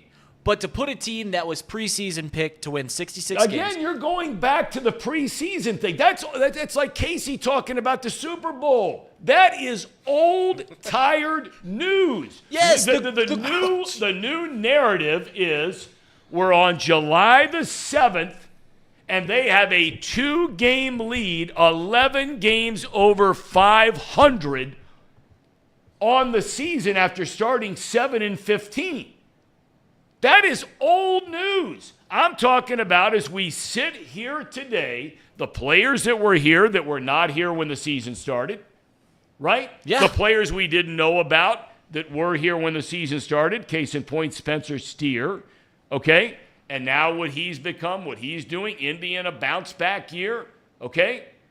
Again, everybody wants to scream and holler about, well, they're so young, it's their first year together. Well, it's their first year together and they're young and they're kicking everybody's ass they're playing right now. So why can you say they're young as an excuse for them failing in the postseason, their youth, but at the same time jump on the bandwagon and say their youth and their talent, we're going to dismiss that for them, all those things being 11 games over 500. Tom, you're nailing every point right on the head. And the fact that the expectations, the goals have shifted dramatically because of how well this team has played over the past month, because of how well this team has played over the past 2 months. They're now 11 games, whatever, over 500. Their first 10 games over 500. They're 2 games ahead in the National League Central. But comparison is the thief of joy. Expectations can be the thief of joy. Yes, no doubt about it. The whole point of being a fan is to have fun and be a fanatic and to have pride in your city. And to say that this team is having a disappointing season if they don't make the National League Championship Series is only opening up a can of worms to be epically disappointed and to not take this season for what it is. An incredibly fun year that has blown the expectations out of the water, and you can shift the expectations to something new. That's fine, but don't let the new expectations rob you of the joy that has been this past month, the past 2 months that the Reds have created. Yes, the Reds should expect to make the postseason. They should expect to win the division. But we're talking about a team, Tom, that if a person was born when Mark Lewis hit the pinch hit grand slam against the Los Angeles Dodgers in 1995, if a person was born on that day, they'd be 28 years old now. And they wouldn't have seen the Reds advance in the postseason one time. And now we're giving the expectations that they've got to advance in the postseason twice, once, depending on how the season ends. Okay. That's just an unfair expectation. Well, I think you're separating two different topics here. I agree with everything that you just said about the joy and enjoying everything that has happened so far. But you are in the business of winning. That is the business that you are in. And if your company, or in this case, your team, has the most talent or as much talent as anybody you're going to play, and in this case, the Reds, and we're separating Atlanta, if you look at your business and your business's strengths, are they greater than the other businesses you're competing with? You should expect to beat them. Can I have a suggestion? Yeah, Casey. And not saying the NLCS, but at least winning a playoff series. Well, that would get them in the LCS. If they don't go to a one-game playoff, right? If they win a opening round, not every division winner gets to the divisional round. Right. No, only the top 2 seeds get to the divisional round. So they would be in a wild card. We would have to get above the NL West. Okay. Well, as it stands right now, then they would have to. You're right. Then they would be the 3 seed. So they'd have to advance in 2 series. Okay. Now, if they actually make it to a seed that's like a 2 or a 1, heaven forbid, then I think that's a reasonable expectation to have, because not to make comparisons to the guys across the street from them, the Bengals, when they won the AFC North, the expectation was, let's just win a playoff game first. And then when they won that, it was the floodgates just opened because we had the team, you know? Okay, that's where I think let me ask you this. When you say the expectation was, let's at least win a playoff game, whose expectation are you talking about? Are you talking about the fans? Do you think inside that Bengals locker room, when they started looking around 2 years ago after winning the division, and they got Jamar Chase running around and T. Higgins running around and a defense like they're playing, and they got Joe Burrow at quarterback, Mixon's the leading rusher in the AFC that year? I agree with you what you're about to say, Yeah. by the way. Do you think that was their expectation? No. They wanted Super Bowl. And that's where the Reds are right now. They're looking around, and they're saying, boys, now they're taking one step at a time. They haven't won the division yet, okay? But they're looking around at each other, and they're going, ooh, we got some dudes now. We got some dudes. We can play with anybody. All right, but before we get out of here, go ahead, finish your thought. The one point I would say to what you just said, Tom, is that, yes, the Cincinnati Reds should do that. They should look around the locker room and say, listen, we've got as good of a lineup as the Atlanta Braves. We've got as good of a lineup as the Los Angeles Dodgers. That's what you want the team is. The difference is, Tom, we're not the Cincinnati Reds. We're the fans of the Cincinnati Reds, and we cheer them on. As to have fun and enjoy. Is that a French word for yes? I was saying because I said we as a Reds fan. But, don't let it rob the joy of the season, Tom. I agree. Don't let it. I agree. Don't say it's a failure if they make the NLCS. I would say in that clubhouse, it would be a disappointment. That's all I'm saying. All right. Do we have chat rankings we got to sneak in? We do have chat rankings. All right, we let's got a go. few things to tie a bow around this show. All right, let's go. Do we want to do a... Well, let's go ahead and do the cherry on top. Tom, there's been a lot. Do you have that video? I do have it. So, Tom, this was fun. I have a sneaking suspicion I could guess this, and I don't know what this is. No, I guarantee you have no idea what this is. So I've talked quite a bit about how much I love this city, and that sometimes it just disappoints me. This happened right outside my house yesterday. Oh my God. We got headband and neck tattoo doing 15 rounds right outside my house. So tough look for the old city of Hamilton, the city of Scotia. Now listen. You got to put things into perspective. In this day and age, in the environment that we live in, I actually am okay with that. They put on boxing gloves. There's no guns. There's no knives. Okay. There's no smashing some guy's head up against the asphalt or the curb. No doubt about it. Right? I mean, these guys are doing it the old-fashioned way. They're just if having they have fun. a problem with each other, I don't know what the background is here. Mm-hmm. But look, put on a pair of boxing gloves and let's go. I'm just Tom, surprised. you ever boxed? You ever sparred? You ever did any training never have. as a workout or anything like that? No. You? No. God, no, Tom. I'd like to, though. I'd like to. We used to have this thing at Ohio University. It was one of the coolest events every year. They called it Fight Night. And you could sign up. And, they'd have it in the basketball arena. It was unbelievable. You'd have 12,000 people there. Really? And you would go through a training of 12 weeks if you signed up to do it. And we had a couple of guys in my fraternity that signed. These were some bad dudes now. These guys, even to this day, both of these guys could literally rip you in half. One was a wrestler at Ohio University, and the other could have done anything he wanted to do at Ohio University. They were just, and the training they went through, it was unbelievable to watch. Man, those guys got after it. Okay. You broke the first rule of Fight Club, Tom. You talked about it. Okay, my bad. All right, go ahead. All right, chat power rankings, guys. Casey, go ahead and put it on over to me. It's been a short week, but we figured we'd go ahead and give it off. I actually offered chat power rankings to Casey.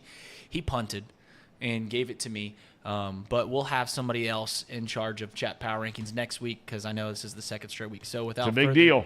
Without further ado, let's get into the honorable mention. White Sammy Sosa. Ohio Lakers 5-1-3, Everett Henry. Now, Everett Henry not being in the top 5 is a bit of an upset because I think I've had Everett Henry in my top 5 pretty much every week that I've selected it. We still got the Ramley going, Everett. But I guess I'm just a little jealous because you get to travel the world, and I don't. Next time your wife and you go across seas, you got to take me with you, Everett. It's all about the Ramley. Okay. And also fried bologna because who doesn't like a good fried bologna sandwich, Tom? That's right. You better believe that. All right, let's take a little cheese on it. A little cheese. Deep fry it. Also in the honorable mentions, we got Boom Shakalaka. David Brown, I thought, had a really good week. He hasn't been a long stay on the show, but I really like what he is. He has had a good week. He comes in, makes some very nice topical points in the chat. Not quite breaking the top 5. It's now a top 7 because we keep expanding it. Seth Pryor, as always, Big Blue Nation, go UK. And Mr. Mo. Mr. Mo's a new one to the chat, but I thought he had some good to have some Mr. nice Mo. Chats. He got on me about something today, but I'm going to let it go. Go ahead. The next portion of the chat is, we called it You Matter the Most. Last week it was Jolly's Root Beer Stand because we love Jolly's. So You Matter the Most. Shout out to the Taylor Swift Experience. That'll be here right at River's Edge. You can get your Pawnee water at the concert series tomorrow. Kane and Ren, Taylor Swift Experience, starting tomorrow. All right. Is that her? That was her. Yeah, She is going to be putting on the best Taylor Swift experience. Okay. Last week we put the Wagner group and the dishonorable mention because they tried to do the coup. They didn't fully succeed on that one. So in honor of the Wagner group and their failed coup, the dishonorable mention this week is Elliot.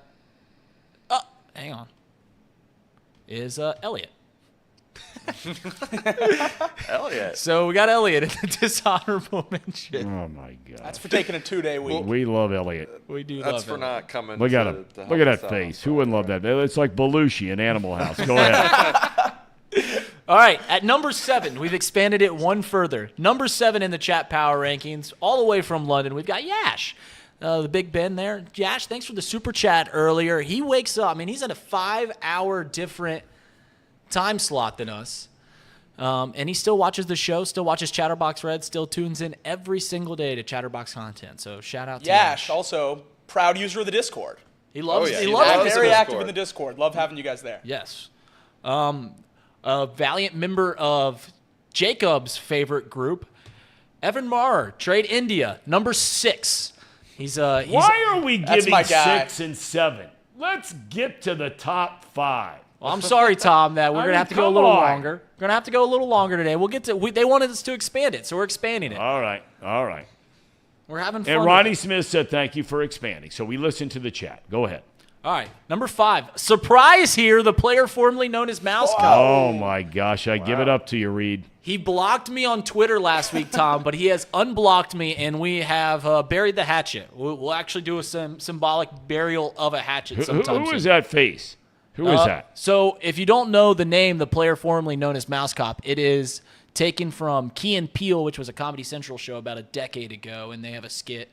In the skit, there was a character known that's as a the dude. player formerly Okay. known as Mouse Cop. Okay. That's Cool. his picture. Cool. All right. Okay. Number Thank number 4. He was not in the chat power rankings last week. He's been a little negative. I'm just putting it out there. This is a chance to critique as you guys critique us. But Sir Boy Wonder, where would we be at Chatterbox without the Sir Boy Wonders of the world? So Sir Boy, you're in the top 5. Shout out. Yes, indeed. Always with us. Always with us.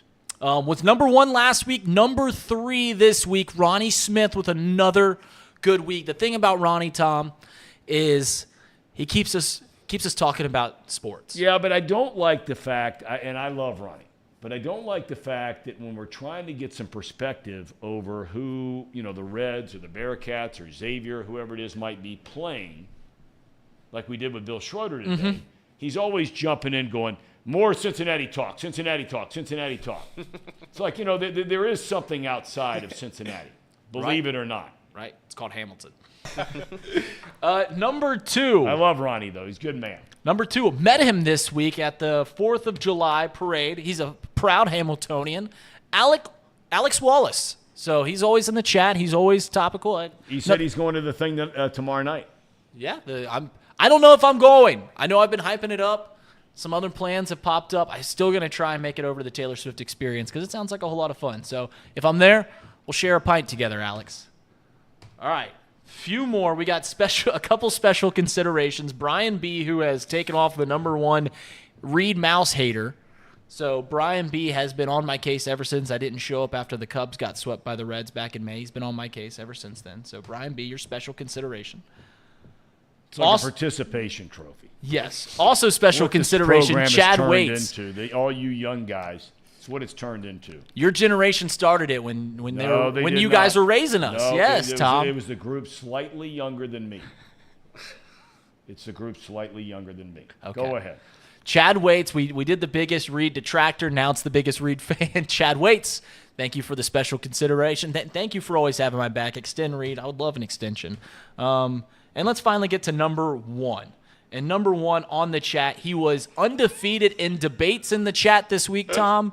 He just had a fantastic week, just bodied everyone that even came close to debating him. It is none other than myself. Oh, my God. Just a great week all around by got me, to be Reed kidding Mouse. So congratulations, you have Reed. got to be kidding. You had a great week, Reed. Congratulations. No one can toe-to-toe. I mean, any debate that was thrown your way just did a great job. Tom, thanks for indulging in the chat power rankings this week. Did you agree with who was number 1? Oh, my God.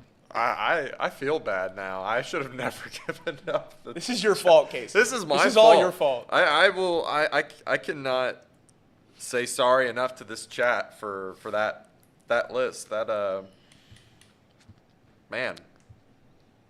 Mark Fetters says, congrats, Reed. Thanks, Mark. Tom, put a bow on this show. We're only a handful of days removed from the 4th of July. 1776. Our Constitution, a nation, was born, and it was founded on the premise of democracy. We watch it failing around us almost on a daily basis, and it has trickled down all the way to off the bench. Democracy is dying. What are you and I going to do about it? I look at the chat rankings. Democracy has died. Hopefully, it doesn't spread beyond the 4 walls here in downtown Hamilton, Ohio. So with that being said, Casey, Reed, Jacob, everybody have a great weekend. You too, Tom. Thank all of you for joining us. God bless you all. Ask yourself one question as we roll into the weekend, and we won't see you till Monday. What are you going to do to fight the powers that be trying to destroy democracy, as we just saw in our chat rankings? Ask yourself that question. Good luck to the legs this weekend. Absolutely. Hey, everybody have a great weekend. Be careful out there. And Taylor Swift in Hamilton tomorrow. Go enjoy it. We'll see you next week.